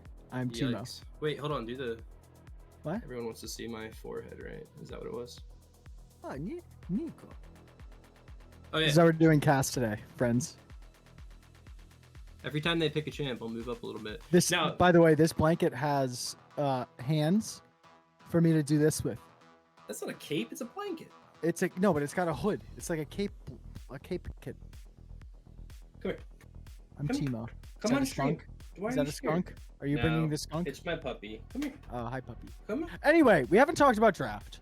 Here we are, having fun on the. the Titan stream, and look at this draft. Fans are actually completely changed up from the side of Nefarious. Hello, puppy. Puppy. Big dog. Anyway, look right there. What's that? That's Right there? me. This is What's that Ross. right there? Oh What's shit! I just doxed What's this? myself. You want this? No. See, I can't even get the dog to kiss me, bro. Is that an Australian Shepherd? It is. Oh, it's I have an part- Aussie. It's part border collie. Part border collie. They're very Yeah. similar looking breeds. Yeah, His I have an name is- Aussie named His Bear. name is Ziggs. You didn't name your Ziggs. dog Ziggs? No, my dog's name is Bear. I have siblings who don't play League of Legends. Anyway, draft. True. Nefarious completely changing up these bands, opting for Viego, which we haven't seen at all. Lilia, which we just saw played by Poom. So clearly they're now targeting Poom, and they finally said, "Screw it, no more Aatrox, get it off the my table." God. And we're gonna get a Cassante B1 out of Dorado Gaming Iota. Wow, and we're salty run backing on the red side, the Gnar and the Udyr. Look at that. Yeah, you ban Lilia, so you pick the Udyr, and then you get hit by Zyra jungle. It hurts. It does. I would not want to be Ezreal here because it did not feel great last game going down all that CS and just getting poked out and pushed out of your own jungle. And now they left up Corki, and Corki was picked. But Okay. I'm not gonna lie, I can't get up. yeah, I'm stuck. he's sinking. There we go. He's gone forever. And Anyway. if I know anything about the Corki versus Yasuo matchup, Yasuo is not good into Corki. Yasuo is not good as a champion, in my opinion. Unless we're pulling like a Diana, Whoa. Yasuo. I think you gotta lean into it. Yasuo is You buffed, know? man. Yasuo is like 52% win rate. He's pretty good. Yeah, I don't know. Maybe it's just again this. So I just don't want to watch my laner go 0-10 before doing anything in the game. But what I will say is this is most likely Poom on Zyra jungle, right? I freaking love Zyra jungle. I think its clear is disgusting. It puts out way more damage than it deserves to. Understanding how to play it pre-objective take and zoning is like so pivotal, and it'll be the highest damage dealing thing in the game if Poom plays it right. Like I genuinely believe someone piloting Zyra jungle right will always have the highest damage in the game outside of having some like giga scaling AP, like late game Hui or like a Kale, right? And holy moly, maybe I spoke too soon because we have Yeah. Darius. Apparently, have Darius it's before. Darius jungle and Zyra mid. Oh, what? But why? Why? Jinx. Darius jungle's nerfed. I mean, we talked about how it's still good, but it's like it's nerfed. But why? Oh, it's Zyra bot! Oh my god! Yeah, Zyra bot. I'm sorry, is that not what you said? I thought this. Yeah. Oh, I thought it was Zyra mid. Oh, I'm not realizing in hindsight it would have been safer probably to assume that Zyra mid Corki bot, which makes arguably more sense. But yeah, my brain went here, which I hate. I think. I love Darius. Don't get me wrong. Like I think Darius is disgusting right now. People, it's so like you banned Darius. They nerfed it, but it's still too good. It's still way too good. And I think Zyra's excellent, but I don't think she's excellent as an APC. I think this is a jungle pick or a support pick, a slightly worse version of the Zyra's support, but it's disgustingly potent in the jungle. And you had it into the Udyr, yeah, which is like I think perfect for the Zyra. I agree. I liked the Zyra into Udyr jungle matchup. We can go to game, yes. Yeah. But I don't know. Like I'm kind of looking at Zyra bot though here, and it's pretty abusive to Kai'Sa. Short range Kai'Sa, forced to play like an engage with the Nautilus. Zyra plans block that. You already have a Leona counter. It might actually work out and be god awful for Fallen and Jaeyoung, but I don't know. It does seem weird to just like pivot the draft for no reason. Yeah, we'll see how this plays out. It's an interesting pivot. Like I understand, right? Like okay, we now get Darius, which is an insanely potent jungle pick right now. Like it just got nerfed from 300% damage to jungle camps on his hemorrhage bleed passive to 200%. That's the only change that happened. He basically got like a bleed debuff, you know, a nerf to his clear speed. He still builds Yomu's Ghostblade and Boots of Swiftness and Force of Nature and Sterix Gauge, and then what's the last one? Dead Man's Plate, and runs your butt down.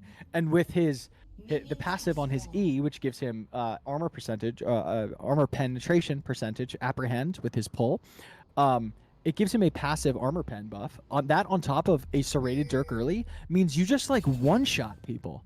Like, so I still think this is a disgusting pick, but I don't think it's a better answer into an Udyr than a Zyra is. I think this is exactly the type of Zyra jungle matchup you want. So it's almost like they opted for like an individual pick at the expense of the sort of sanctity of the comp. But Dorado doesn't know that Nefarious is in the bush here. Is Jaeyoung. Oh, we just wait, what? Guys. Do something. There it is. There's the hook onto the Leona. Gonna get not the 5th passive hit. 5-hit passive takes too long. Can't get it. We could talk about, you know, why Dorado did what they did in draft, but I'm just looking at that Udyr Yasuo synergy in the jungle mid. As we did land a hook there. More damage onto 17. Some damage on the 2-5. And 25-17, 17-25 is gonna. Are you being facetious, by the way, with the synergy, or are you being for reals? Oh, I was being sarcastic. I was like, they picked Yasuo. They picked Yasuo into Corki, which is already not good, and then they have like 0 knockups besides the Nautilus. I think it's just like really bad.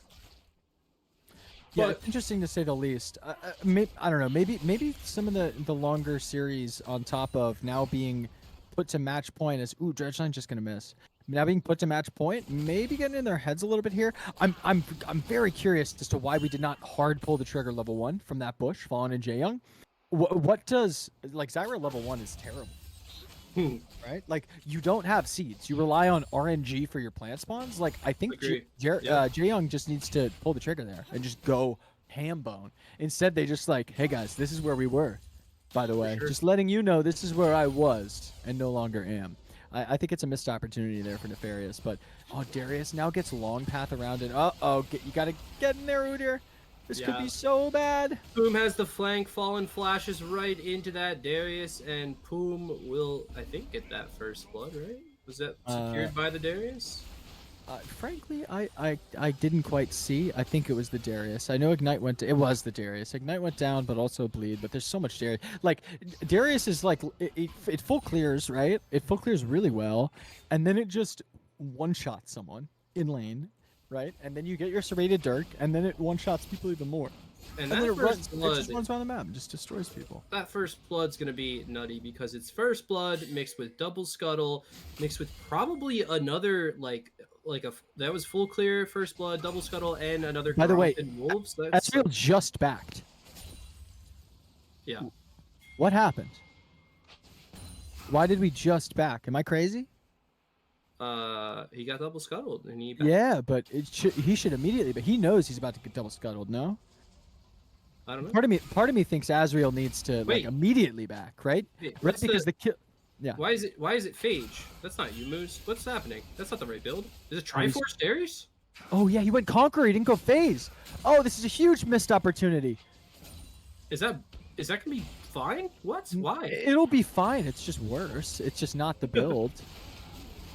I mean, it's nerfed, so his clear speed's going to be like noticeably worse as well. Oh, Jae Young's in a bad Jae spot Young, though. Yeah, goes in Zenith Blade follow up from 17, and now Fallen's taking a 1v2, but any CC from 17 here, they could trade and turn this kill around.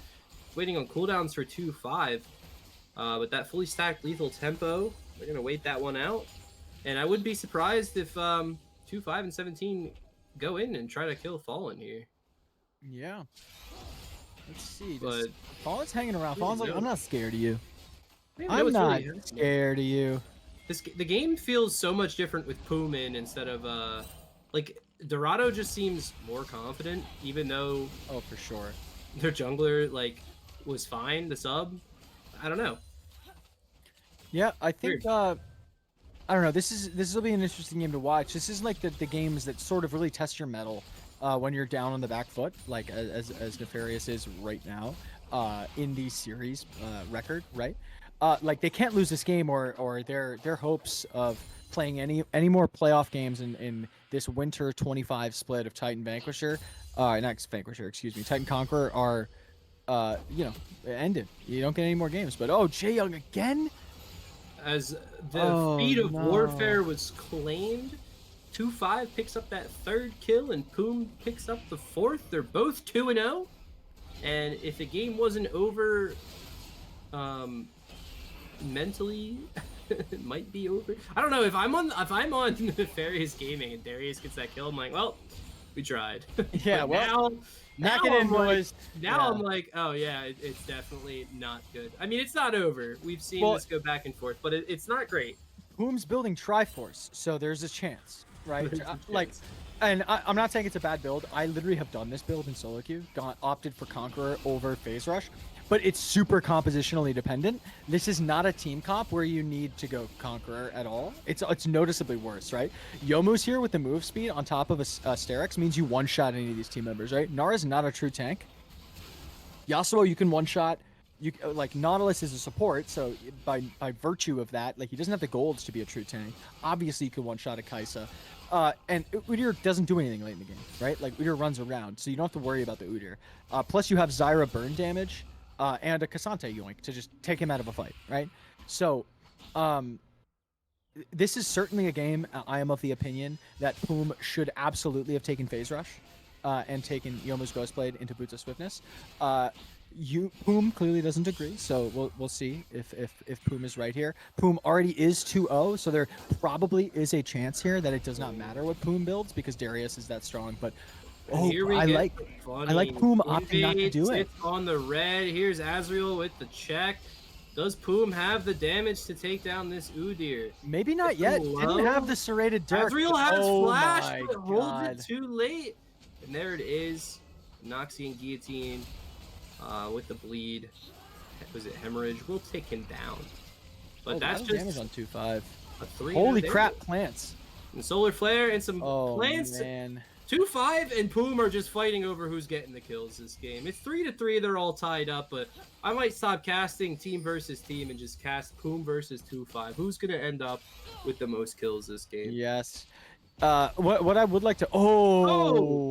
But who's going to end up with the least amount of deaths is Fallen says, we're not done. I'm not giving up yet. I'm getting that shutdown. Takes 2-5 to the grave. Well done, Killer Instinct there. Really just smartly played. Is able to bait it out, right? Like, Jae Young's putting his body on the line for these kills, and they're not panning out. But good job on Fallen to sort of like, find any little win out of these clear losses that they're showing and having in the bot side. But notably, on that invade play, I love the invade play out of Poom there. I think Darius is really, really good at that. However, it's not close if we have a serrated Dirk, I think, there. Like, I think the flash doesn't even get to come out. Like, I think the damage is just too much. Phage doesn't do any damage, right? It's a health and a boost speed item. So, yeah, I'm not a fan of this build on Poom, but, again, Darius is so strong, and that he's also just ahead right now. Nar's gonna Gnar. But, that was interesting. Yeah. I guess to just like win the quick trade because you're not going to all in them there and your Mega's timing out. It's a low cooldown. It's not that long of a cooldown, even at level 1. Oh, Jae Young walking around using the bushes, gonna go in auto 2-5, and Azriel is here as 17 goes a little deep with that Zenith. Oh no! Oh no! Boom! Boom has arrived, which means run, everybody run in a nice That could've been Awakened bad. Storm to kick them away. I was gonna say, the kill Fallen got is a moral victory, if anything. It kind of gives hope to the team. Guys, we're still in this. Come on, let's play the game. But every time they see Darius, it's guys, we need to run. We are not win this run. Wait, it's Stride Breaker? Oh my, it's just top lane Darius build? Or he doesn't even build Stride top, does he? No, he doesn't. What is this? It's sad is what it is. I'm sorry, Poom and Dorado fans. What are we? I just think it's so suboptimal. Wait, he doesn't need the slow. He has. No, you don't need the slow because you have Blue Smite, and you get Boots of Swiftness, and you get Yomu's. You don't need a slow when you are faster than the speed of sound, right? Like, and he has Apprehend, his E, and his W is a slow. The whole point of going Yomu's is that you don't need a slow. Azriel, wrong place, wrong time. Well, see, he wouldn't have gotten that without the Stride Breaker slow that he used. Yeah, he wouldn't have killed Azriel, if he didn't have Stride Breaker, even though Azriel ran directly into his face. The most important thing about that kill is Nezumi actually stole it, which means they're still tied 3-3. So that's good news for 2-5. Is good news.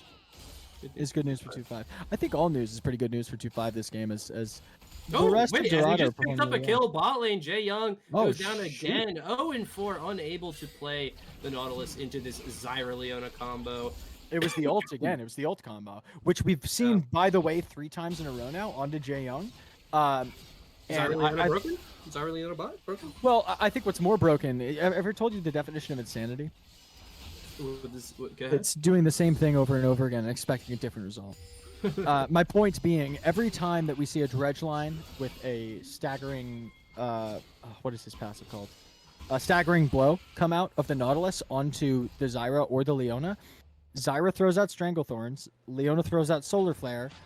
There is no way that Fallen can walk through all that, and then Jae Young just dies. It's happened 3 times in a row now, and it's almost as if we're expecting a different result. And there's got to be a point at which you say, okay, this isn't working. How do we approach these two? You cannot. They're hardcore zone, right? And they have self peel for days. You got to play it, I think, a little more patiently than Jae Young's playing this Nautilus right now. Yeah, I mean, the only way I guess Nefarious Gaming wins is if it's a depth charge into a Yasuo ult. That's really it, right? I mean, it's gonna be pretty difficult. It'd be pretty difficult because I feel like the Udyr blind pick just doesn't do much here. Ooh, Solar Flare Solar Flare again being used. The Stranglethorns come out, and the damage isn't quite here this time, but another stun on Jae Young. There's the depth charge. Killer Instinct available, but Fallen misses the Not W. used. And there's the flash hook, and that dredge line might put 17 down into the grave as Jae Young goes down low as well. Azriel here to help finish it off. Nice. Picked up by Fallen. Fallen says, guys, maybe there's hope. I got 2 kills. I'm feeling strong. Let's just keep getting more. They need to shut down this Darius and maybe shut down that Zyra one more time. Yeah, as much as we've seen this bot lane not go well for the side of Nefarious, I'd like to give a shout out and props to Fallen, who I think, in spite of all of this, is still playing to win and looking very good. The Killer Instinct is held in retrospect. I think ultimately just as a byproduct of understanding that help was on the way. Plus, maybe it wasn't a guaranteed kill there. Nautilus is pretty low, and they do have a lot of self-peel. Because if I'm not mistaken, the Killer Instinct was proccable, right, off of the CC of Depth Charge. But we got a Cassante, yoink. Yeah, getting all-out yoinked over the wall there, but able to escape that. Able to escape that gank. I'm looking at Poom. Advantage here in the jungle. He has a 2-level lead, about 40 or more CS. It's bad. We're 14 minutes in. No, this will really never be playable. There is not going to be a point in this game where this game is playable from the jungle matchup perspective for Azriel. It is simply over. If you are dealing with just those 2 on a scoreboard, like, this game is over already. Basically, like, we've already seen Darius outscale. We'll be able to clear faster. Oh, nope. Gonna go in, gonna go out, gonna go in, gonna go out. Yeah, oh, but the flash in. Where Yasuo does not beat Corki because you can win wall, but you're still getting hit by the E. The Gatling gun goes right through that, and it hurts. Oh, depth charge, As we do Stranglethorns. see Jay Young, maybe going in with a hook, and going to go down as Poom shows up, and gives the kill to 2-5. Why would you do this? Because But he's a now friend. he is fast enough to just run under turret. And it's a double kill for 2-5. Louise. 2-5 is now 6-1. These numbers don't make Don't any make sense. Yeah. Unfortunate. Just like not panning out for Jay Young. We're doing the same thing over and over and over again. It's really not working. There's a point at which you got to be like, I don't think I can fight. But we're gonna see. Okay, that is tower. That's boots. That's the footies. Footies going over. That is first 3 kills on top of first tower. It was 2-2 objectives with both grubs going over to Dorado. Ooh. And flash apprehend. And it didn't Oh, he's matter so that we missed dead. that. But we'll set that kill up for Nezumi. And So- Nezumi will be 2-0 on the quirky. So here's the thing: you don't actually have to burn the flash if you just have Yomos here. You know what I mean? Like I mean, he probably didn't have to burn the flash anyway. Anyway, but, like, correct, but like you the know. slow is not something that adds Style anything when points? you're in the jungle. It's simply suboptimal. I mean, it just speaks to how strong this pick is still, regardless, right? That like, yeah. I think there are 2 junglers, 2 diamond plus junglers. I think you peaked masters, I believe, if I'm not mistaken. Who Whoa. I peaked Right? Masters on AP, Kog'Maw bot lane, and Okay, Nico. That so doesn't two count. so 2 diamond junglers, in this call, both of whom are finding this build suboptimal, and it still looks disgusting. Like that's how good this pick is. Yeah, I'm right? still banning this character. Don't worry. Yeah, it's a I don't full want to ban. play it because it feels wrong. I want to play Oh, Nefarious jungle. I will on this. I will B1 this into the ground until it stops handing me LP. Yeah, until I should hit try it. until I hit haven't tried masters, it. I will be picking this. It's really good. It is I've really seen good. it, and it looks good, but I don't want to try it. I don't like Darius. I've never played him, so I just feel he's not my style. Surprisingly, for a while, like Metashift never had Darius or Draven bought, and I had every other champion. Those are the only 2 I never bought. Really? Yeah, I just didn't. I didn't like the. You don't have all champs? I have them now. I Oh. finally bought them. I just didn't like Got the it. people who played those champions, so I was like, well, I don't want to be one of those people. Sure.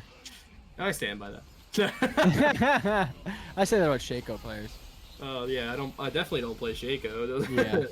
No, Shit, but definitely here's the not. thing: is Shaco's useless, right? Like, Shaco's a bad champion. Like, Yeah, no, he's Darius is a good champion. bad.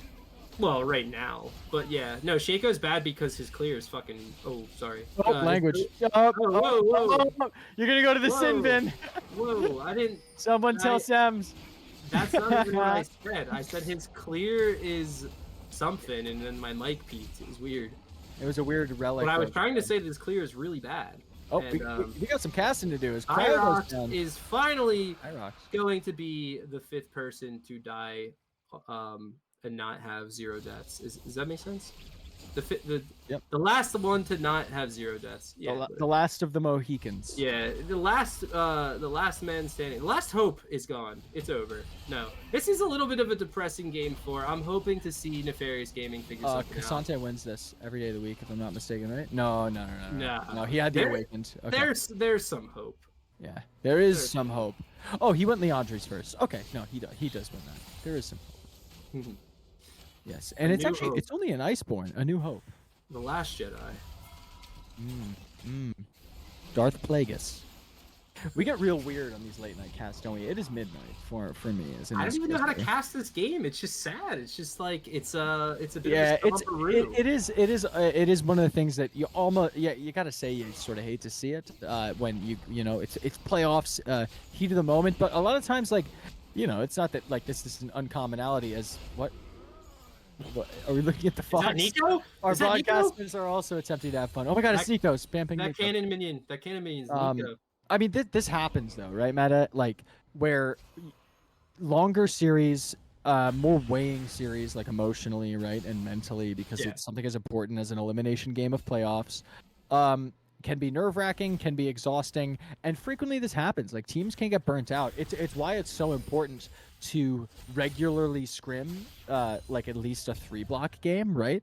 And come playoffs, like sometimes you want to be scrimming a 5-block, right? If you have players that aren't used to that, that's sort of mental. and just the physical exhaustion, right? Like this is an esport, but it is absolutely mentally taxing, and that can have a physical effect on you, right? Like your hands can get tired, your shoulders can get sore, right? You're like staring at the screen and thinking hard for this long, right? We've been at this for 4 hours now. Can get taxing, and some teams can't hang. But Cassante now in trouble. Gank mid. It might be another kill on Trouble Killa. This time going over to Reminisce. And yes, it will. So they are finding a little bit here and there ways back into the game. Yeah, it does look like Dorado might just path bot to the Otacon, though, and say, screw it, we'll lose the Cassante. We'll take the Otacon. We'll be attacking this attacking. Yeah, Catch my drift. And I do think that when you are super far behind in a game, Otacon is your way back in. You let the enemy team do it, and you contest them on it. But Nefarious Gaming is in no position to contest this, and it's going to be that those blood petals spawning, right? And it's going ruinous to be Otacon. Going to be a lot of XP that already was had by this and adaptive force. Yeah, but I'm looking at that XP. Darius is about to hit level 15. You're gonna be 2 levels up everybody in the game. We opted for the Sterix second on Darius. So is Corky and so is Cassante. They are level 15 or about to be. That is wow. Hard. How hard is that? I mean, 13, 13, 13 against 15s? I don't know. It's certainly a tough spot for Nefarious. 2, 5, 17, like 6 and 1. I don't know, man. The numbers. Yeah. I think for me, this game rests on if we can see Fallen put up a performance like game 1, right? And if we can see Reminisce, I think really hunker down and pull off a Yasuo game. Reminisce has looked very good in some of these games on like stuff like the Victor, but has also made, I think, some blatant macro mistakes. Trouble Killa might be in trouble again, Killa. I don't hate it. I mean, they just keep looking for picks on Trouble Killer, and they take him down so fast. He uses the all out to escape, and that W. And Trouble Killer will get out, but imagine Yomu's here. Imagine Yomu's here. And the teleport behind are Azrael and Reminisce actually out. 2-5 TPs in, looking for the Strangle Thorns, misses everything, and they will escape. But I liked it. I liked the idea. I like the look there too. But we do catch up with Yomu's. I'm gonna remind Poom of that. Yeah, Yomu's, and you can actually pop the Yomu's. Plus, you have just the base out of combat movements. It's not even Stride Breaker Deadmans. It's Stride Breaker. I guess you have to go like a damage item. Well, typically it's like the correct build is Yomu's into Deadmans, but all in. Great killer instinct. In the bush, but yeah, a really good killer instinct to get out, and a nice cleanse, but still gets hit by the Zenith Blade in 17. Will ignite to kill, and Poom will take down Jae Young at the same time, and they will also catch Azrael. And when things were starting to look a little better, they were finding picks here and there. Nefarious Gaming gets 3-man wiped before a dragon. I think this is wallet diff meta. If I'm being completely frank with you here, it's starting to look like a credit card gap for the side of Dorado Gaming Iota. I think there are moves and there are plays here that Nefarious is attempting to make that aren't coming to fruition by virtue of the fact that they are down, what, 5K? Over 5.5K now, which is not an insubstantial. This is the biggest gold lead at this point in a game that we have seen in this series this far, right? So I think it's really showing this game, right? In the first 2 games, we saw a lot of back and forth, and the ability to do so by virtue of the fact that it was so dang close, right? Like, gold was not very far off. It was back and forth the whole game. These teams could go for interesting plays and sort of these comeback little looks. We're now at the point where, unless it is written in the stars for Nefarious, like, most of their plays aren't going to really work out by virtue of the fact that we have a 505 Darius, we have a 214 Corky, a 7-1-2 Zyra that frankly shouldn't have worked. I think we're at a point in the game here where the stars are really going to have to align for Nefarious, or we're going to have to see Dorado Gaming Iota completely forget how to play this video game, which, don't get me wrong, that's possible. It's possible. Nobody is perfect. This is Emerald Elo. Mistakes happen all the time. They happen in every Elo. They happen in Pro.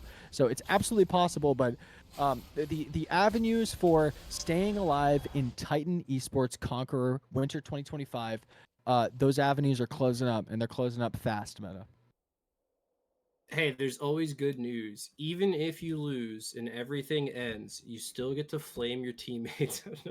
There is good news. Even if you lose, you can close the game and hit the booze. That's my rhyme You for the can day. uninstall. Yeah, you say wallet diff, by the way. I say they're cheating. There's no way I lose that even though I'm 10k down. It's just nobody beats me except me. No, dude. That's these scripts. These guys are scripting. There's no way. There's no way a 505 Darius can one-shot me. Okay. That champion's no way. broken. There's no way. Well, he is broken. Well, yeah. I mean... All right. We got a little action here. We got something and a flash out. Poor Jay Young. Poor Jay Young. Being behind on Nautilus is probably one of the worst feelings in the game. Poor Jay Young. I wanna be with poor Jay Young. Does Jay Young really wanna die forever? To Zyra. Here comes and Poom around the Leona. corner. Solar Uh-oh. Flare lands on Fallen, but Poom, you gonna grab that Kai'Sa? That's a free kill. No! There's a Noxian Guillotine. That's one. Is there gonna be more? This is a Ooh, level that's my 16 misses. Darius. We don't want to commit to the dive. We don't want to throw that shutdown, which is honestly smart. I think it's fine. For sure. Already winning. huge The shutdown kills are this not one. important, right? Yeah. They really aren't. But it is 6-7. Poom is 1 kill behind 2-5. If he didn't give the kills earlier, Poom could be winning this one. But it looks Does have the higher KP though. We'll remind everyone of that. true. Poom never Doesn't died. So Poom also never died, so has a But it- higher KDA, like technically, and has a higher kill participation, right? By 1 kill. It is just that I'm only counting kills though. Yeah. said- If, I if didn't you get- ain't kill, if it ain't first, you last, as Exactly. they say in the business. Okay. Uh-oh. Jay Poom Young. on Jay Young and the burn. Poom might get that one. And the ulti's back up. Oh yeah, it fully Level reset. Forgot about 16, that. yeah. Yeah. Might be Oh, another. Oh, and he takes the lead Jesus. over 2-5. 2-5. All right, He's cut the 1 stream. kill behind. Poom's looking for more. He's hungry. He's crazy. Darius is crazy. And look at that. It's Swift March. Not again. Oh, it's. Oh no, a failed flash. Poom might get another Press one. R, Unless press R. 17 wants to help. Doesn't matter. Poom is doesn't- legendary. 9 kills for the Darius jungle.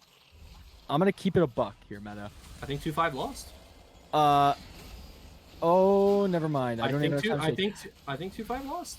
The fact that we didn't pick this Darius on blue side or ban it on red side up until the 4th game in this series, frankly astounds me. If y'all in chat watching our Titan stream from home do not think that Darius is still giga broken, I present to you this stream. He is not even, he doesn't even have the best item on Darius jungle right now, and this is what Darius jungle does. We are approaching Flame Horizon territory, by the way. If on one of these resets, Darius cycles through not only Udir's camps, but his own camps. No. Uh-oh. 2-5. Where are you doing that? Why? Oh, that's a big shutdown. And Nezumi dashing in as well. But Nezumi will actually be able to get the double kill. I'm looking for more. And even when they make all those mistakes, it does not matter. Oh, no. Oh, but Jay Young will knock up Nezumi, and Reminiscence is here. Reminisce is here. Gets a shutdown and goes down. I honestly think the game might be over, as Gnar is the last man. We standing. do Pyrox. have midwave. We do have midwave. Yeah. However, do they want to end, or are they having too much fun? It's not like the easiest push with Darius, Cassandra, and Deadman's- Leona, but I mean, He got him, and the solar flare, and the Noxy. oh, dead. oh no, They have some time. Fallen, it's all on you. We have technology. And I'm Boom, looking for free. more. Free Boom, falling. Derek's pops. Trouble Killa in some trouble. Killa? Not actually. Wait, They'll get did we just double hold? turrets, but I don't think they'll actually be able to end here unless Poom really wants to. Nah, he remembered he's Darius. He Poom went might back in. really want to. Reminisce is like, hey, free kills. Let me get those. Maybe not. All right, and then here comes the TP in. That's Zyra. Nezumi is. Oh no, back. it's not Zyra. It's Nezumi. Excuse me. Yeah. Oh, and Poom gets caught. And will go down. They get a big shutdown on the Darius. But will they be able to 3v4 this? No, they Nope. won't. And even though Poom goes down, the Nexus is soon to fall as Dorado. What are we doing? End the game. Dorado Gaming Iota will win 3-1, and it's going to be Poom beaten 2-5, 11-8 in kills here, game number 4. A little bit of a sad way for it all to end because it was well fought by Not if you're Nefarious. Dorado, friend. Not if you're Dorado. Not if you're Dorado, but all the games were kind of close until right here. This is an absolute stomp, and Dorado says, it's getting late, I want to go home. It's already past midnight. I have work in literally under 7 hours, so this will be great.